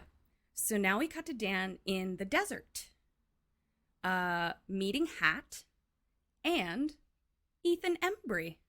Oh, what's up, Ethan Embry? How you doing? He's looking great, delightful, really bulked up and grew up, all right, and all the things. So Ethan is like, he's like, I need to see the cash before I can show you the guns. And Dan pulls out all of it, just all of the cash. Right. And he's like, here it is. And Ethan pulls out all of the guns from his trunk. He's like, great. You've got all the cash. I have all the guns. And Ethan is like showing him one of the guns. And he's like, this has this thing that it does. And there's no kickback. And a blah, blah, blah, blah, blah, blah, blah. Sure. And Dan just like takes the gun and basically just like takes it apart and puts it back together in about 10 seconds. Right. And it's just like, this will do. And Ethan looks at him and he's like, you Army? And Dan goes, yes, sir. And he's like, okay, Navy myself. And Dan is like, okay, yep, that's great. I'll take him. And Ethan goes, so this one, the one that I showed you? And he goes, no, I'll take all the guns. Oh, no. And Ethan What do you need all the guns for, Dan? Yeah. And Ethan is like, Ethan does not have that question. Ethan is like, you have all the cash, All the money. I have all the guns. So Sure. He's like giddy. He's like, I mean, yeah, I'll let you take all these guns off my hands. Like, I'll even give you a discount. Like, totally fine. And Dan goes, oh, no, that won't be necessary. Because I'm going to kill you. Oh, what? What? I'm sorry, what? And then Ethan and Hat say the same. I'm sorry, what? And Hat actually goes, hey, David, man, that's not. Before he can even finish the sentence, Ethan has been shot directly between his eyes. Dead. Oh, wow. By Dan, in case that wasn't clear. I picked up Yeah. on that. So now Hat is just like, and he just starts running into the desert. I'm talking like revenge type desert where there's just nothing around. Yeah. And Dan goes to shoot and it doesn't go off. So he like opens the chamber and he sees that like it jammed. So he just is like, fuck. And then he just very leisurely, like getting his morning cup of joe, walks over to the truck, pulls out the bullets, reloads the gun. Do. If I could whistle, that's what I'd be doing. Then he turns back around. Now, Hat is like, I don't know. What's a mile? A mile? I don't know. He's very far away now. He ran very far and fast. I don't know what distances are, but he's I don't either. very far away. Dan just points the gun, and we see way off in the distance, Hat just falls to the ground, also shot directly in the back of the head. Oh, no. He's a super killer. Yeah. He carries 2 kegs by himself. So, yeah. So then he turns back to the car. He's like, let's see what guns I got all in here. And he opens one of the, like, I don't know, gun boxes or something. And he got 2 little bonus grenades with all the guns. Bonus grenades. Bone grens. I'm sorry. You I'll can go. see yourself Yeah, out. yeah, I'll go. So now we cut to the daughter's room, Anna's room, and she gets a phone call on her phone. And we just hear her be like, what? So now we cut to Anna talking to her mom in the kitchen. And she's like, I just called and asked about Dan. And mom is like, why would you do that? And she's like, then dad comes in. And dad comes in from work. And he's like, I need a drink. And I was like, sir, you kind of just like always need a drink. Like, it's not a special event if you just always need a drink. And it's fine. But just like, why are you making it a thing? But he like pours himself like a really stiff drink. And mom is like, what is your deal? And dad goes, well, they found my boss. And she was like, the one that went missing? And he's like, yep, he's dead. Looks like a murder-suicide. He and his girlfriend both overdosed in his apartment. And he's like, the police haven't, released much else. That's just what someone saw when they found them there. Something about bruises on her neck or something, I don't know. And they're all just like, okay. And then he's like, but it's the darndest thing. I'm regional manager now. So like, then mom is kind of like, I don't know how to congratulate you on this. And dad's like, yeah, I don't know how to celebrate it because I only have it because my boss is dead. Right, yeah. So Dan then comes in and dad is like, Dan, come have a celebratory drink with me. And Dan's like, sure will, sir. And he's like, but I'll be right back. So he like goes into into his room, into Caleb's room. And then the daughter gets another phone call. And it's from Zeke, who's not dead. But he's like driving in his car. And he's like, Anna, he's like, Hat is dead. And Anna's like, what are you talking about? He's like, I don't know. He was shot. And then as he's talking on the phone, we hear sirens pulling him over. And he's like, oh, fuck, I gotta go. And he hangs up. And Anna's like, what is going on? So now we cut to her going to the restaurant where she and Kristen work. And she's talking to Kristen. And she's just like telling him that Hat was shot. And Kristen's like, I just don't understand. Like, who would want to hurt Hat? And Anna's like, do you have time for me to just talk to you for a second? And she's like, sure. And then we cut back to Luke and Dan, who are now carving pumpkins together. Luke and Dan, okay. And Dan has never carved pumpkins before. And he's like trying to use the knives that they gave him. And he's like, these don't work. And he just like flippity flews a knife out of his pocket and just totally flippity flew. Of course. And starts carving that pumpkin up like an old pro. And son is like, do you always carry that around? And Dan's like, yeah, why? And he's like, why do you carry it though? And Dan just goes, you never know. And moves on. So now we cut back to daughter and Kristen, Anna and Kristen talking at the restaurant. And she's explaining to Kristen what she found out on a phone call where she was just like, what? And then we don't know what was said.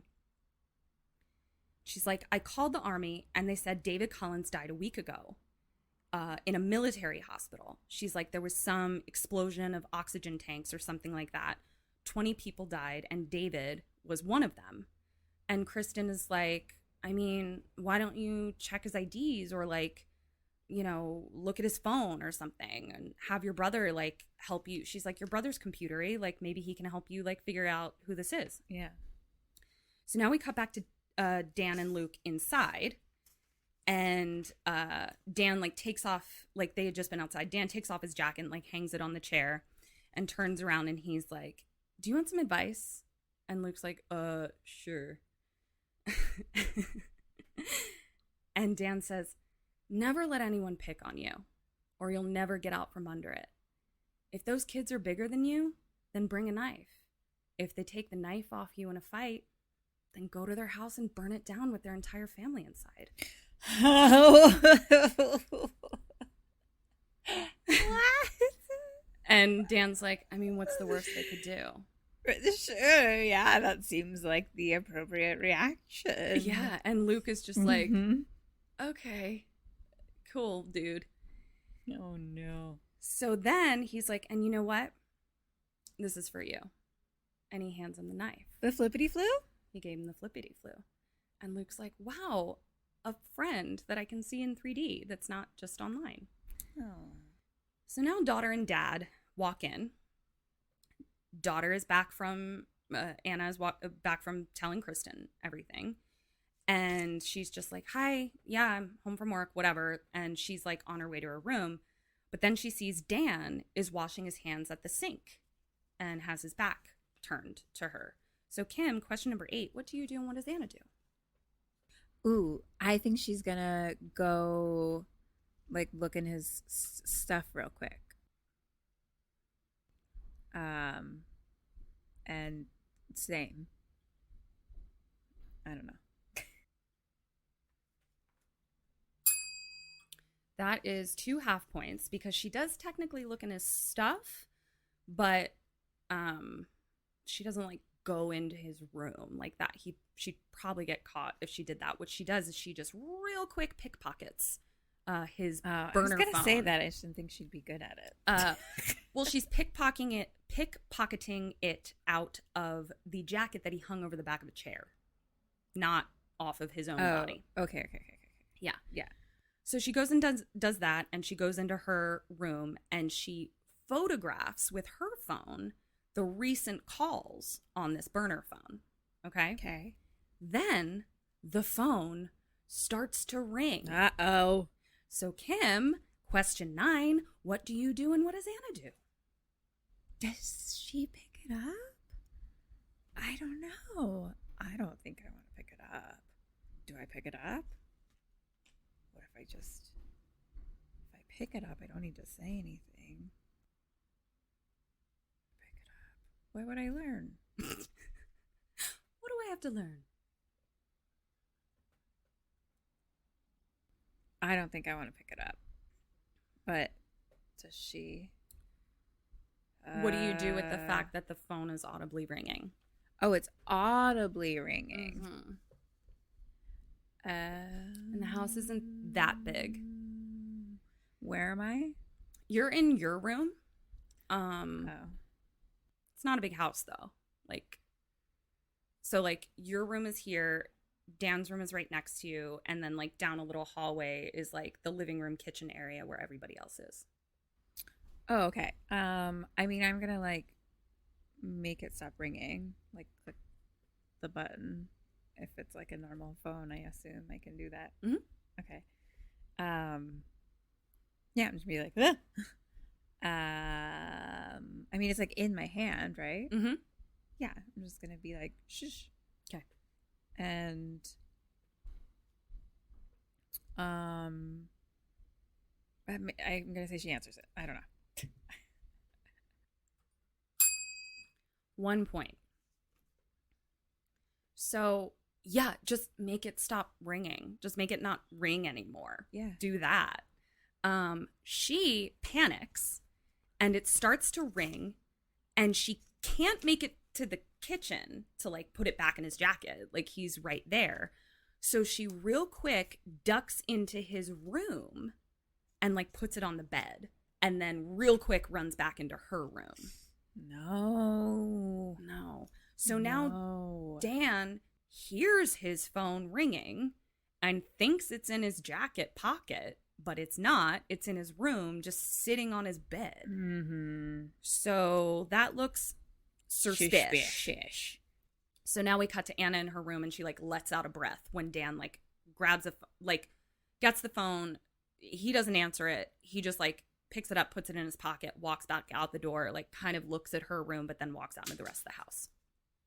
So she's sitting on the bed. Then her phone rings and she's like, ah!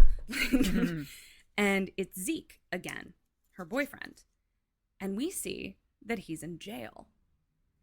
And he's like, yeah, they found the gun that killed Hat in my car. What? And Anna's like, but you didn't kill him, nor was that your gun. And Zeke is like, yeah, I mean, my prints aren't on it. It's wiped completely clean. And she's like, okay, great. Like, I'll pick you up at the jail. And he's like, well, but then they searched my room and they found other stuff. And that stuff is definitely mine. So I'm going to be in jail for a while. Oh, man. Oh, man. Oh, man. Yeah. Oh, So no. she hangs up the phone and starts to cry, looks at her door, crying. So now we cut to her walking into the living room with the family. And Dad is like, are you okay? And she's like, my friend was killed today. He was shot. And then Zeke was arrested. And Dad, totally not reading the room, goes, well, I'm sorry, honey, but if your ex-boyfriend Zeke was arrested, he probably did it. And Anna goes, Dad, he's not my ex. I never stopped dating him. And now Dad's like pissed at her. And they start fighting about that. And then she's like, you don't know anything about him, blah, blah, blah, blah, blah, blah. And Dad's like, you know, I think he's no good, blah, blah, blah. And then she's like, you don't know anything. You don't even know who this is. And like points to Dan. And everyone's like, what? And she's like, he's not who he says he is. And everyone's like, oh, you're being hysterical. Like, you're ridiculous. And then she just is like, oh, fuck you. And like, leaves and walks out, and Mom is like, don't say fuck. I'm like, we have other, oh my goodness, we have other things going on, Mom. And they just kind of all look at Dan, and he just kind of and picks up a knife and just kind of like uses it to talk. And he's just like, yeah, I'm special ops. It makes sense that they're making a cover story for me. That's kind of their job. And he's like, but, you know, I don't have an ID that I can prove to you that I'm David Collins, but I do have my dog tags. So here they are. And he like kind of throws them across the table. And they say David Collins on them. And he's like, I don't have an ID, but like I do have papers that say who I am in my bag. Like I can go get them. And he like kind of goes to go get them. And the family's like, no. Like that was inappropriate. Like we aren't asking you to like prove who you are. And Dad starts spouting off about Zeke again and blah, blah, blah. And I guess Anna came back into the room at that point and like says, fuck you again, and then leaves or whatever. And so then they all apologize to Dan. And he's like, honestly, it's okay. Like he's like, I probably should have figured out a way to be more honest with you. It's just weird because like you're not really supposed to talk about that you're in special ops. And then he picks up the dog tags again, but like with the knife. And I was like, that was unnecessary. Mm-hmm. But point taken, sir. So now we cut to Anna in her room, sitting on the bed upset. And she kind of like looks at the pictures in her phone of the numbers that she took off his phone. And there's a knock on the door. And Dan comes in. And he slowly shuts the door behind her. Mm-hmm. And he sits down on the bed and he just says, I wanted to say I'm really sorry about Hat. And I'm really sorry about Zeke too. It sounds like this is a really stressful time for you. And even though all I ever wanted to do was help your family, it seems like me being here is causing more stress. Correct. And I just want you to know that like I'm going to be out of here tomorrow, so you don't have to worry about me anymore. Okay. Great. And Anna just stares at him. And his face goes from that soft cornstalk to furrowed brow, leaning forward, and he just says, okay. And Anna goes, okay. And he's like, good. And then he gets up and then he goes, this is for David. Is this the CD you made me? And she's like, yeah. And he's like, is it finished? Can I take it? And she's like, sure. And he's like, thank you. I can't wait to listen to it. And leaves. Oh my goodness. Get the fuck out of my house. So now we cut to tires screeching. And the wire's like, get all the guys. This is the worst. We need everybody. SWAT, military, all the people. Sure. Screeching tires, lots of official business. So then we cut to Luke and Anna in the cars. Luke and Anna in the car. And Anna is explaining all of it to Luke. And she's just like, she looked him up. She looked up the numbers on his phone, and one of them is to a landline to a doctor who isn't a doctor anymore in Florida. And he isn't a doctor anymore because he lost his license due to performing a facelift on a woman while he was drunk. Oh, no. Yeah. So Luke is like, okay, maybe it's his uncle in Florida. Like, what is that? What does that do? And Anna's like, okay, I need to talk to the cops. Like, you know, he somehow framed Zeke and he didn't do it. And I need to talk to the cops.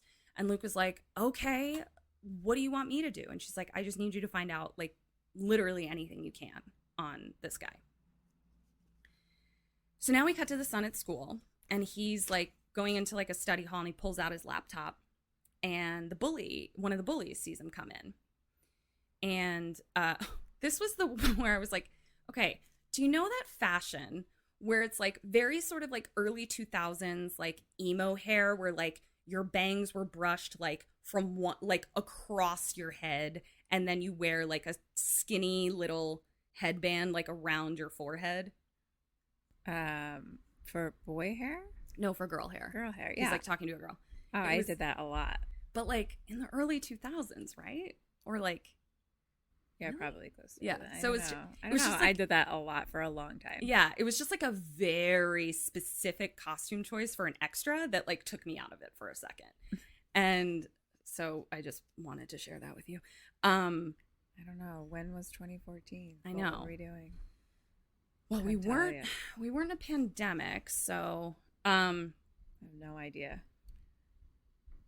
2014. I was getting married. That's what happened to me in 2014.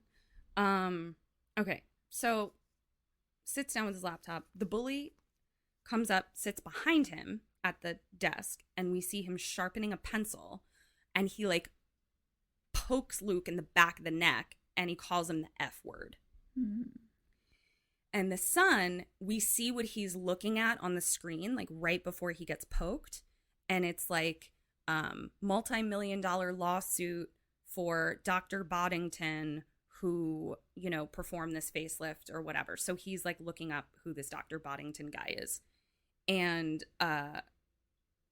then the bully calls him the F word, and he turns around and punches him right in the face. Luke turns around and punches the bully right in the face. Bully gets up and is still bigger than Luke. So he like throws Luke into a wall, and Luke picks up a meter stick and hits him as hard as he can right across the ear. And his like blood spurts out of his ear, and he's just like, ah, like popped his eardrum. So now we cut to Mom and Dan showing up at the principal's office. And they're like, what? Mom's like, where is he? What happened? And Dan comes in. He's like, I'll take care of this. And he's like, what happened? And Luke is like, well, they called me the F word, so I broke a yardstick over his face. And Dan goes, good job. And then the secretary is like, okay, you can come see Principal Smorgasbord now. And Dan's like, I'll come with you, to the mom. So now they sit down, and the principal's like, as you know, we have a 0 tolerance policy for violence, and your son started it, so he's expelled. And Dan is like, sorry, what did he call Luke? And the principal's like, I don't see how that's relevant. And he goes, oh, I think it's relevant. Did he call him the F word? And the principal goes, I believe that is the language that was used. Yes. And Dan goes, huh. So that's a hate crime then. It's like, so a gay kid finally defends himself against physical violence, and you're going to what? Suspend him? And the principal's like, oh, well, we could consider suspension. And Dan says, no, you couldn't. And so he's like, no, you couldn't. He's like, so we're going to sue you and the school board. Bye. And the principal's like, I didn't even know he was gay. What about detention? And Dan turns and he's like, a month? And he's like, yeah, yep, that's reasonable. And Dan's like, reasonable to me too. And leaves. And the mom is just like, like doesn't know what's happening. Yeah. And then he just like walks out. And, the principal first was like, yeah, we'll give him like a month of after school detention. He can help us set up for the Halloween dance. Like, we'll put him to work. It'll be great. And Dan's like, yeah. So, he's like, who are you? And he's like, I'm a friend of the family, and walks out. So Dan tells Luke, he's like, all good, buddy. Month of detention. Cool. So Luke then says, hey, can I talk to you privately, Dan? So question 10, what do you do and what does Luke do? He has to talk to him. What are we doing, Lukey? I want to talk to him. I think that Luke is going to ask him to maybe teach him to defend himself more or something. And what the fuck am I? What am I doing? I'm going to be like, hey, thanks, Dan. That's so fucking awesome. You're gonna be leaving soon, right? Try to get him to leave. Okay. 1 point for you. So what Luke says is, can I talk to you real quick? And Dan's like, sure. And he says, my sister's researching everything about you because she thinks that you killed Hat and that you got Zeke arrested. Luca! And Dan is just like, what in the world would make you think that? And he's like, well, I looked up this doctor that was the phone number on your phone because she took a picture of it. Luke! And Luke! it looks like you've been in contact with this plastic surgeon who's like not a plastic surgeon anymore. And I think you probably had him like change your face and probably also like your fingerprints and your bone structure and stuff so that your identity couldn't be revealed. But that's probably illegal to do and like probably costs a lot of money. And a guy who just lost his license is probably looking for some cash. So that's kind of what I think happened. Luke! Luke! And Dan Luke. Dan is just like, that's a crazy theory. And Luke goes, oh, I'm not going to tell anybody. He's like, you had my dad's boss killed too, right? Oh, no. What? And Dan is just like, I don't know what you're talking about. And he's like, I'm not going to tell anybody. And Dan goes, why aren't you going to tell anybody? And Luke says, well, because we're friends. Oh, this is only friend.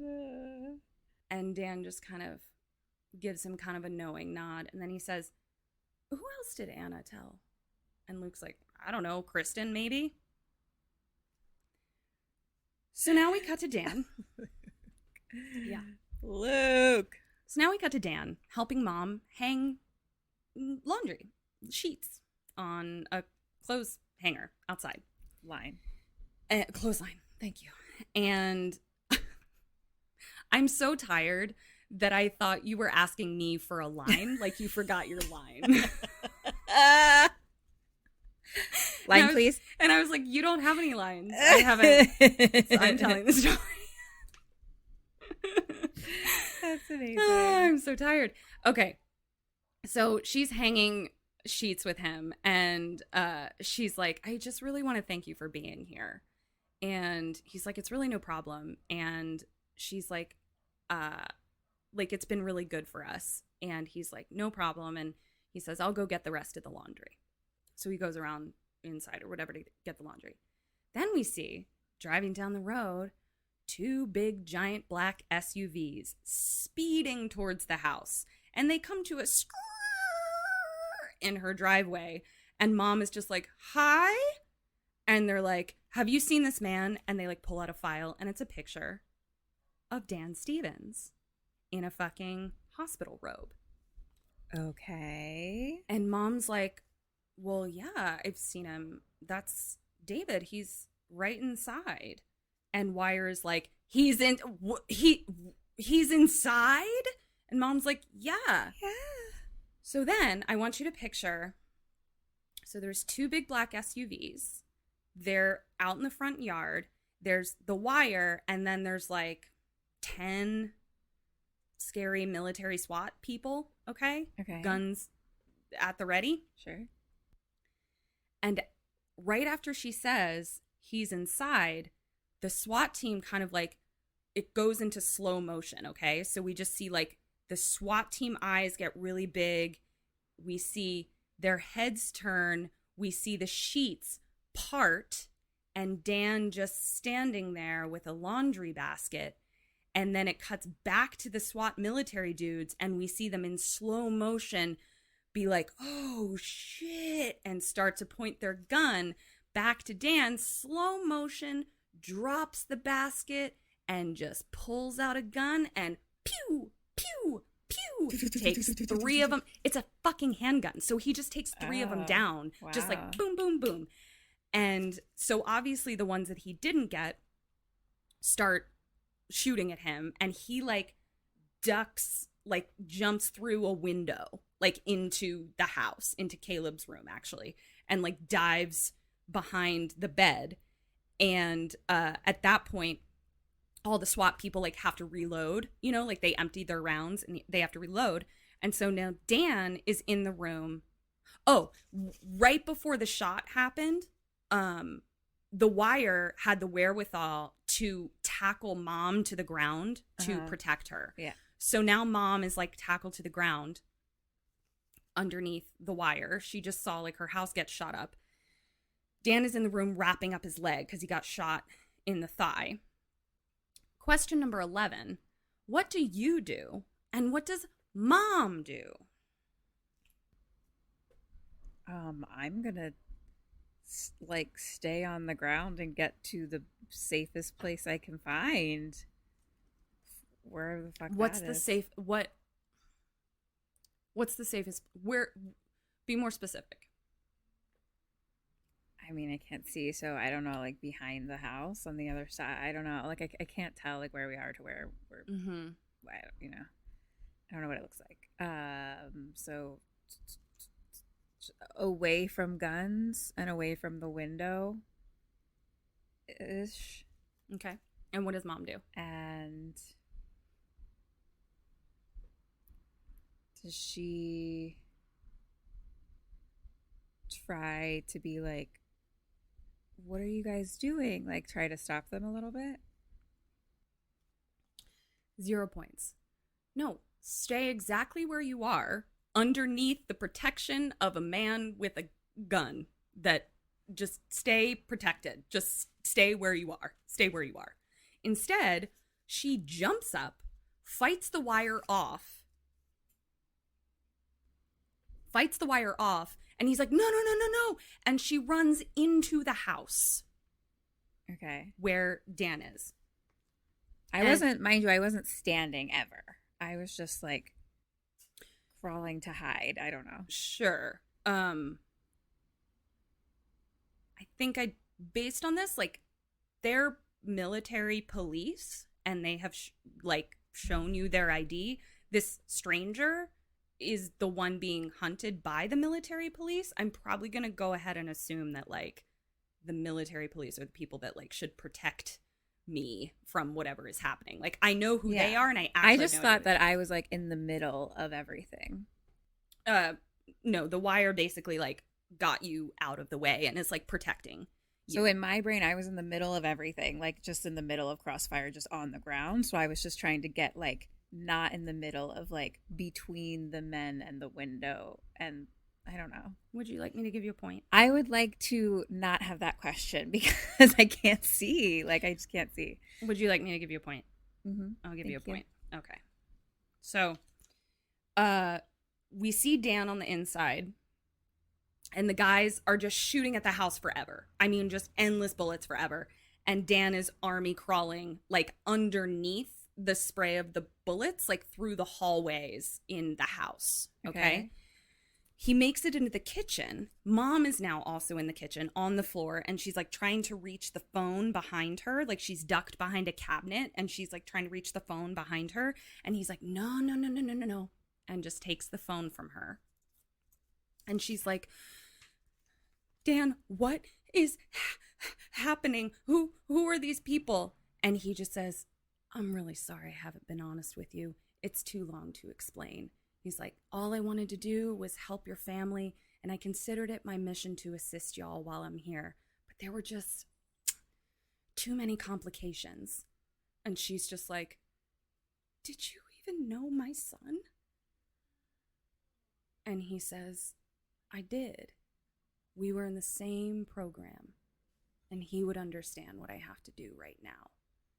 And he stabs her in the gut. Oh my God. Yeah. Actually in the chest. He stabs her like directly through the sternum. And then she dies, and he's just like, I'm sorry. And Army crawls away. So now we cut to the Wire, and he's like, all right, cover me, like, to the other people, and he's going to go inside. But then right before he goes inside, the fucking car, the family car, busts out of the garage, like, just drives out. Mm-hmm. And question 12, you're Dan. You are in a car and you're trying to escape these army people. What do you do to make sure they don't follow you? And what does Dan do to make sure that they don't follow him?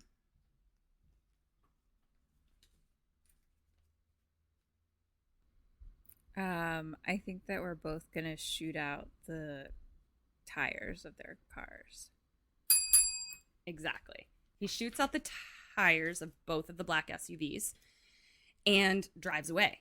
And the Wire is like, fuck! Like, he's so freaked out. And so he gets in one of the cars and just, like, drives with the two flat tires. Oh, like, what the fuck else am I going to do? So now we cut to Dan in the car, and he's like, fuck. Like, being like, my whole shit is getting shitted up here. And then he sees coming in the opposite direction, one single car. It's just, you know, there's nobody else on the road. And it's Dad coming home, just whistling. So question 13, Dan, what do you do? And what does Dan do?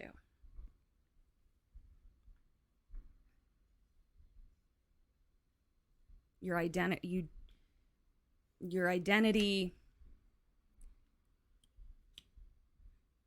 is compromised. And the dad is headed home, where there's a lot of things to find there now.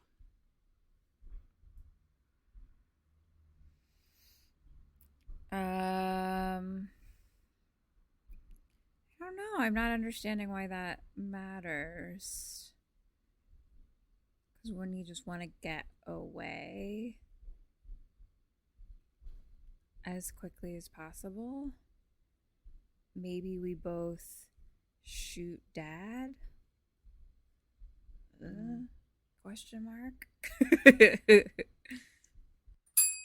That's 2 half points. Okay. He goes, oh, damn it. Puts on his seatbelt, speeds up, and drives right the fuck head-on collision right into Dad. And the 2 cars are smashed. Dan gets out just like kind of dazed a little bit, looks over, walks over to the car, and like Dad is just like kind of groaning, like basically dead, but kind of groaning. And Dan walks over to the driver's seat, and he just goes, I'm very sorry, sir, and shoots him directly in the chest. Okay. Then he grabs his bag out of the car and heads through the field on foot. He's just running for it now? Mm-hmm. Yep. That's an interesting choice. Yeah.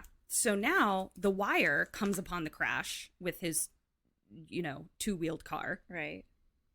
And there's now like an old guy there who like apparently was just driving down the street, and he like sees the Wire and he's just like, he's dead. And the Wire is like, so what does the Wire do?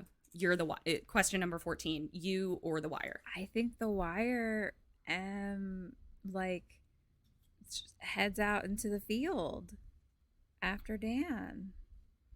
Okay. And I'm the Wire. Mm-hmm.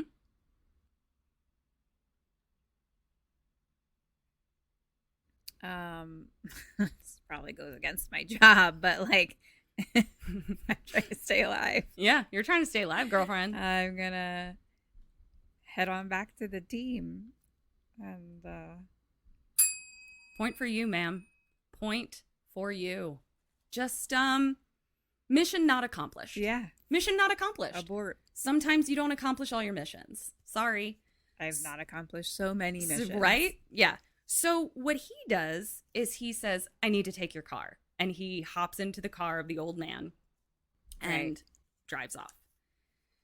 So now we cut to the Wire walking into Anna and Kristen's restaurant where they work. And he just busts in and he's like, are you Anna Peterson? And she's like, yeah. And he's like, you need to come with me. Question 15, you're Anna. Do you go? Does she go? Yes, I go. Does she go? But she doesn't know who the fuck this guy is.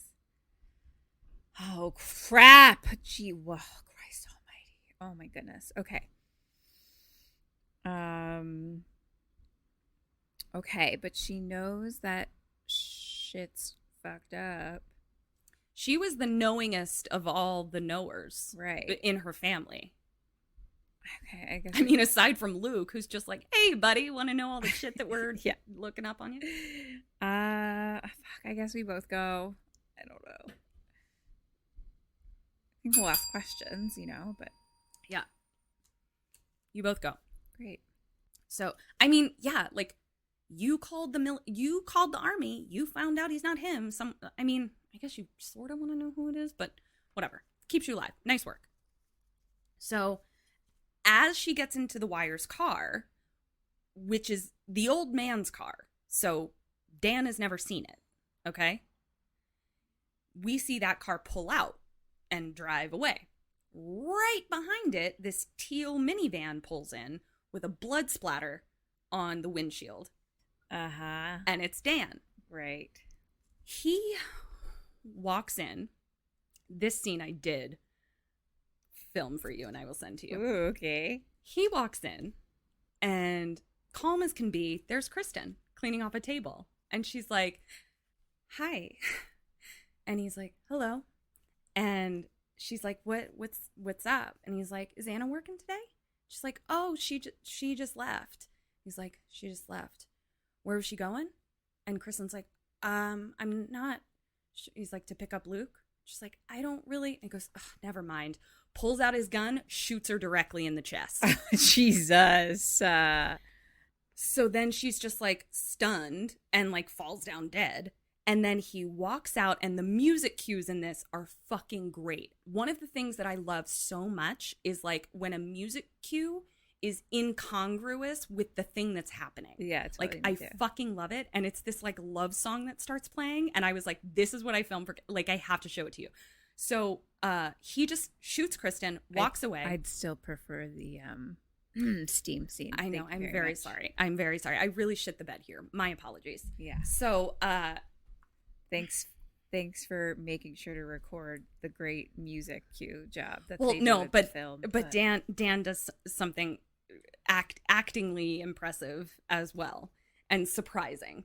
So he just turns around, calm as can be, and then turns back around, pulls out the pins of the grenades with kind of like a sarcastic smile, and just rolls them in like he's shooting or bowling and having a wonderful shooting bowling. Shooting bowling. Totally. Yep, he's shooting bowls and then just walks out and the entire fucking place explodes. So, I will send you that scene now. Yeah, I think that was cool, but you've just described so many other things that this was a Listen, little bit of a letdown. I gotta be honest with you. As I was describing them to you, I thought to myself, why was this the thing I filmed? In the moment, it felt right. I see now that I was wrong. Yeah, I'm like, that was fine. Yeah. No, you're right. It but was apologies all around. Considering how high pitched, I would have liked the moment where you were sweating. Remember those moments where your glasses were fogging up and you were sweating? I would have liked those. No. Thank you You're very not much. wrong. I think the issue was that in those moments, I was no longer thinking with a human brain. Great, right? Yeah, no, I get it. So it's hard to make those type of decisions in that state. So Right. honestly, apologies all around. Yeah. So lesson learned. Yep. Moving Future reference. Thank you. moving right along. So glad we took time out to show you that scene. So now we cut to The Wire and Anna in the car. And The Wire is on the phone. He's like, copy that. And Anna's like, can you tell me what the fuck is happening? And he's like, we're going to pick up your brother. And she's like, right, but like, what is happening? Yeah. And The Wire's like, okay, the man that you know is David was part of a medical experiment. Then one day, he escaped from the hospital and burned the whole fucking thing to the ground. And he left a bunch of bodies in there to confuse us. And by the time we figured out that he wasn't actually dead, like he probably put a tooth in somebody, you know, whatever. Once we figured out that he wasn't actually dead, by that time, the trail was cold. And they're like, basically until you called. And okay, yeah. She's like, maybe you shouldn't do experiments on psychopaths. And he goes, I mean, he seemed like a good soldier. Like, he's just like, you and me both. Like, he's just like, my bad. No. Maybe you shouldn't do experiments on anyone. Yeah. So then she tries to call her brother to be like, we're coming to get you. And we cut to Luke, and we hear his phone ringing in his pocket as he's like taking hay bales to like decorate for he's like in the school auditorium. Halloween party or whatever. Yeah, so he's like doing that. And his phone rings in his pocket, and the detention teacher is like, Luke, I said no phones. And so he like has to hand him his phone, and like he doesn't pick it up. So then it cuts to Anna like leaving a message being like, pick up your phone. Oh, fuck. God damn it. So then a bunch of sirens drive past them the opposite direction. And she's like, what's going on? And The Wire's like, your restaurant got exploded. And she's like, what? And he's like, yeah, he exploded your restaurant. And she's like, is anyone alive? And he's like, I mean, he may have intentionally left some people alive in order to like waste time for us, but and she just goes, where are my parents? Oh, fuck. And The Wire is like, he killed them before they were able to discover his true identity. And he's like, listen, David has neurological programming to protect the experiment and his identity. If he feels it's compromised, he's programmed to tie up all loose ends. Oh my goodness. And he's like, I don't think he could stop even if he wanted to. Yeah. And Anna's like, cool. So now we cut to them pulling up to the school. And she's like, let's go get my brother. So they go in. It's all set up for the dance. And it's like weird lighting and ghosts and whatever. And there's a maze to get in. So like you go into the school, and then to get into the auditorium, there's like a giant lit up maze. And so The Wire is like, what the fuck is this? And she's like, it's a maze. Like the only way into the auditorium is through this maze that we set up every year. That seems inconvenient for what we're currently trying to do. And so now he has his gun drawn, and they like go through the maze. And there's one part where like the maze is programmed to like the wall jiggles to like scare people. Yeah.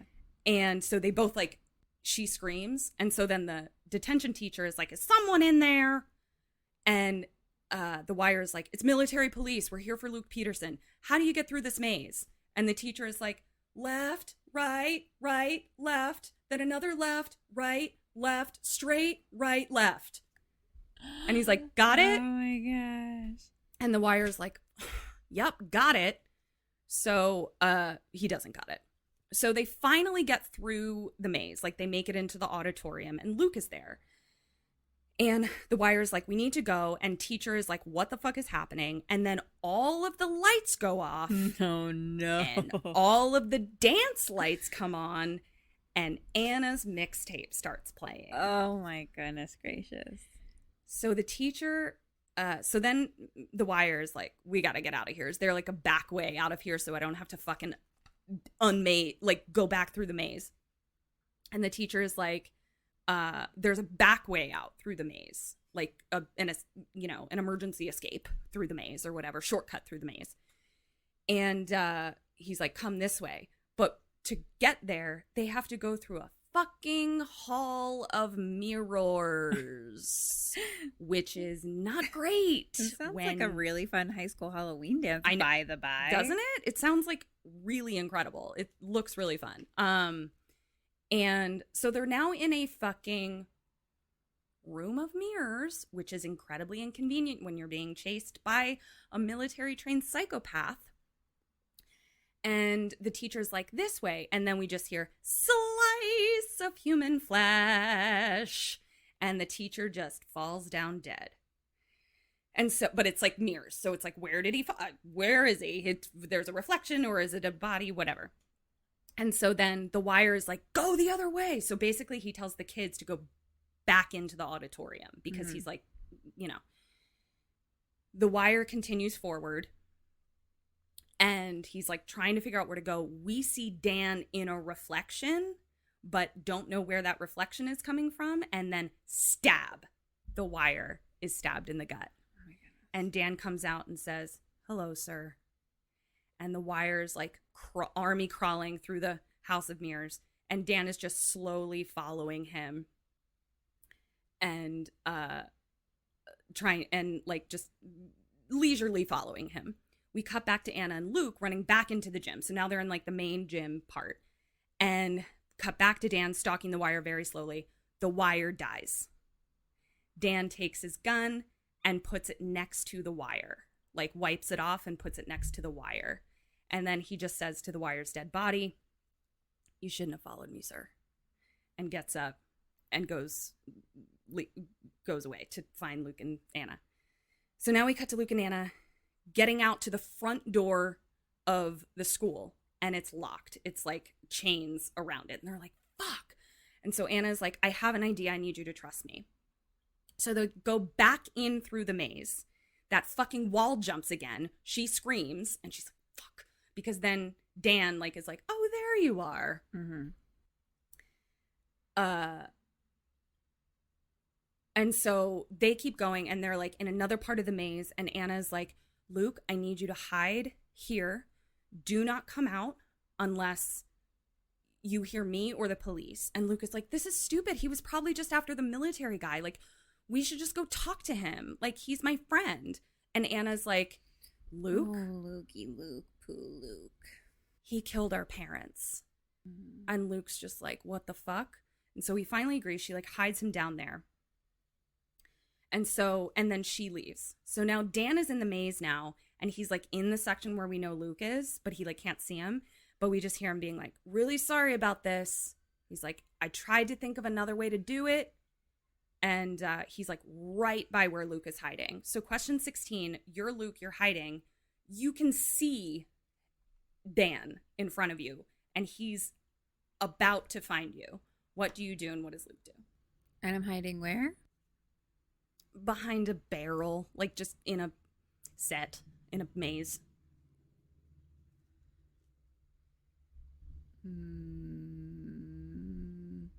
I guess he's gonna. So he's like,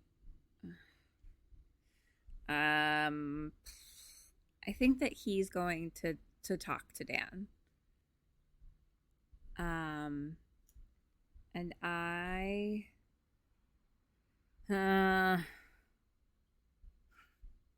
I'm gonna jump off this barrel and die. No, I'm just kidding. I'm gonna keep hiding and try to see if there's some type of weapon or something around me or protection somehow. 1 point for you. So what he does is he holds his breath, and he very quietly takes out the knife that Dan gave him. Floop-de-flu. And is holding it in front of him, prepared for him to find him any second. Then Dan hears something in the auditorium, like a crash or something. So he walks away. And Luke is like, and like exhales. So Dan limps back into the main auditorium, and he comes upon footprints in the wire's blood. And he's like, there you are. And so he starts following the footprints, and it leads into like a bigger part of the auditorium where there's a fog machine. So it's a really, really like thick fog machine. So like he actually, to see the floor, has to like kind of floof the fog away. Like it's really thick. If you're underneath the fog, you're invisible, basically. And so he's kind of floofing the fog away to see where the bloody footprints lead. Yeah. And then they lead to a pair of shoes with no one in them. Ha ha! At that point, she appears behind him, Anna.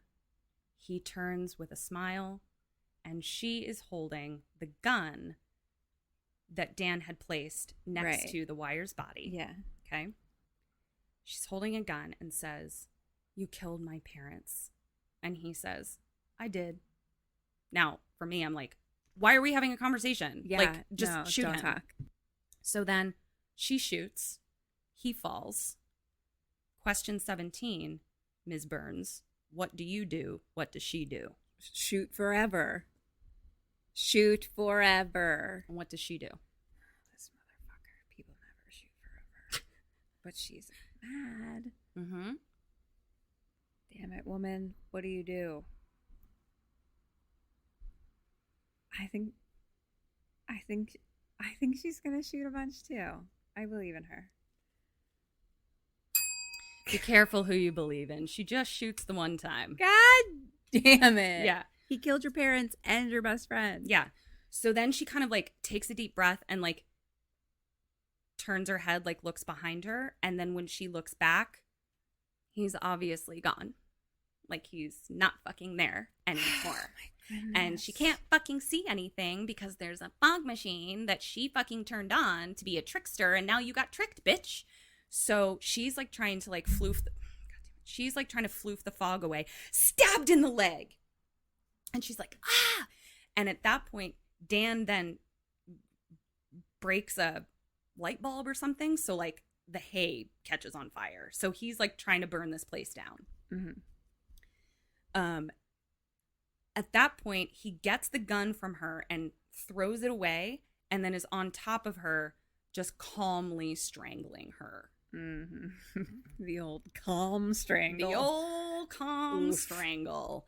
I mean, honestly, like if somebody's strangling me, I at least want them to be like into it. Yeah. You know, like at least make it look like you're excited about what you're doing. That they have to try That they have at to- least a little bit. Yeah.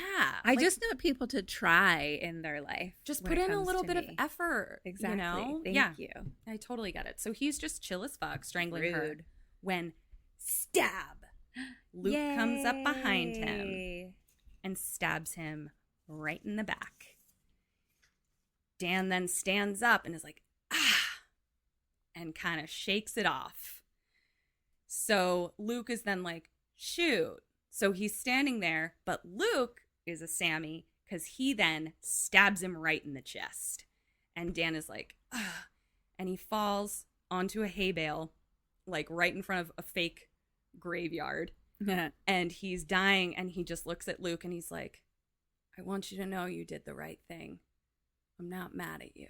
Uh-huh. And gives him a thumbs up. Thank you. And then dies. Oh, man. And Luke's like, cool, great. Still friends, I guess. That's good. Great. Cool. So then he helps Anna out. Like, she can't really walk very well because she was stabbed in the leg.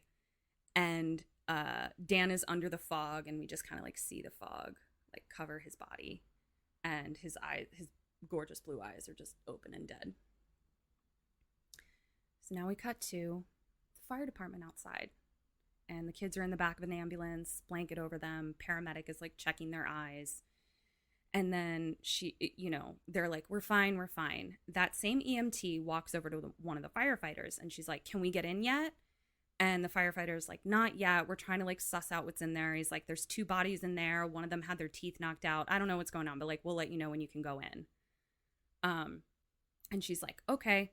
So then it pans back to the kids, and then it just pans over to like the exit to the school. And it's just like, it's just so many people. Like it's just firemen coming in and out and EMTs and all this kind of stuff. And then we have another music cue, which I also filmed, but I learned my lesson. There's no shirtless Dan Stevens in it, so I won't bore you with it. But Thank you. Another like crazy music cue that doesn't match. And Anna's just looking at all the firefighters coming in and out, and one of them comes out with a limp. And she's like, goodness. What the and then music cue, guy in a big giant fireman mask just turns to her, and we see that he's got bright blue eyes, and a camera back on Anna, and she just goes, what the fuck? Credits. The end. Fun. It was awesome. I loved it. It was great. Let me total your points. Thank you. Hey, Sammies! So, as you've heard, we have a Patreon, and we have some amazing BoneCon happening over there. That's bonus content. BoneCon all the time. We are constantly updating our benefits, and we would love for you guys to come hang out with us over there. And we actually have some deals going on right now if you join soon. Join by October 31st, and you'll be entered to win a custom handmade Funko Pop of Kim and Ket. So, Sammies, what are you waiting for? Come on. Come over to Patreon. We're all hanging out. Goodbye. We're all gonna stay alive.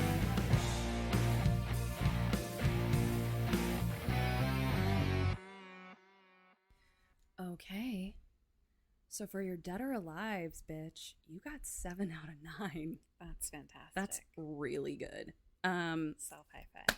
For your points, you got 21 out of 34 for a total of 28 out of 43. But you almost right. got it is. You're It's pretty alive. good. Yeah, you're alive. You're stabbed in the leg, but you're Yeah, alive, totally. and you got to see Dan with his shirt off. So So honestly, I'm a winner. you are. Although in reality, that's not the part you filmed, so I didn't get to see it. So know. in actuality, I'm a loser. I know. No, you know who's the biggest loser? Me. I have one job as your best friend, and that is to make It's like- sure. It's just really thoughtless. I know, and I'm really sorry. And like, I thought that you knew me better than that. Like, if you were gonna film something, that it would not be A really stupid music cue. yeah, or like he bowls Grenades. Like, I thought that you would Like, what was I even thinking? show me the steamy part. I'm just like really sorry, and I hope you'll forgive me. I don't know. I'll have to think about it. I'm really disappointed. Okay, I understand. I mean, I'll always love you, but But this is gonna take time. I understand. this was tough. Yeah. This was really tough. I understand. Well, on that note, everyone. Thank you so much for listening. If you could be a good friend, maybe a better one than Ketrin, and just follow us on social media at KKCM Podcast. Yeah.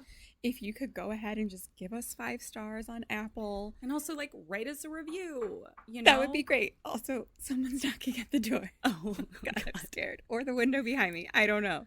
Well, we're gonna sign off because yes. there's a ghost knocking on our door. We love you so much. This has been Kim and Ket Stay Alive. Maybe. So until next week, stay alive. Goodbye. Honey.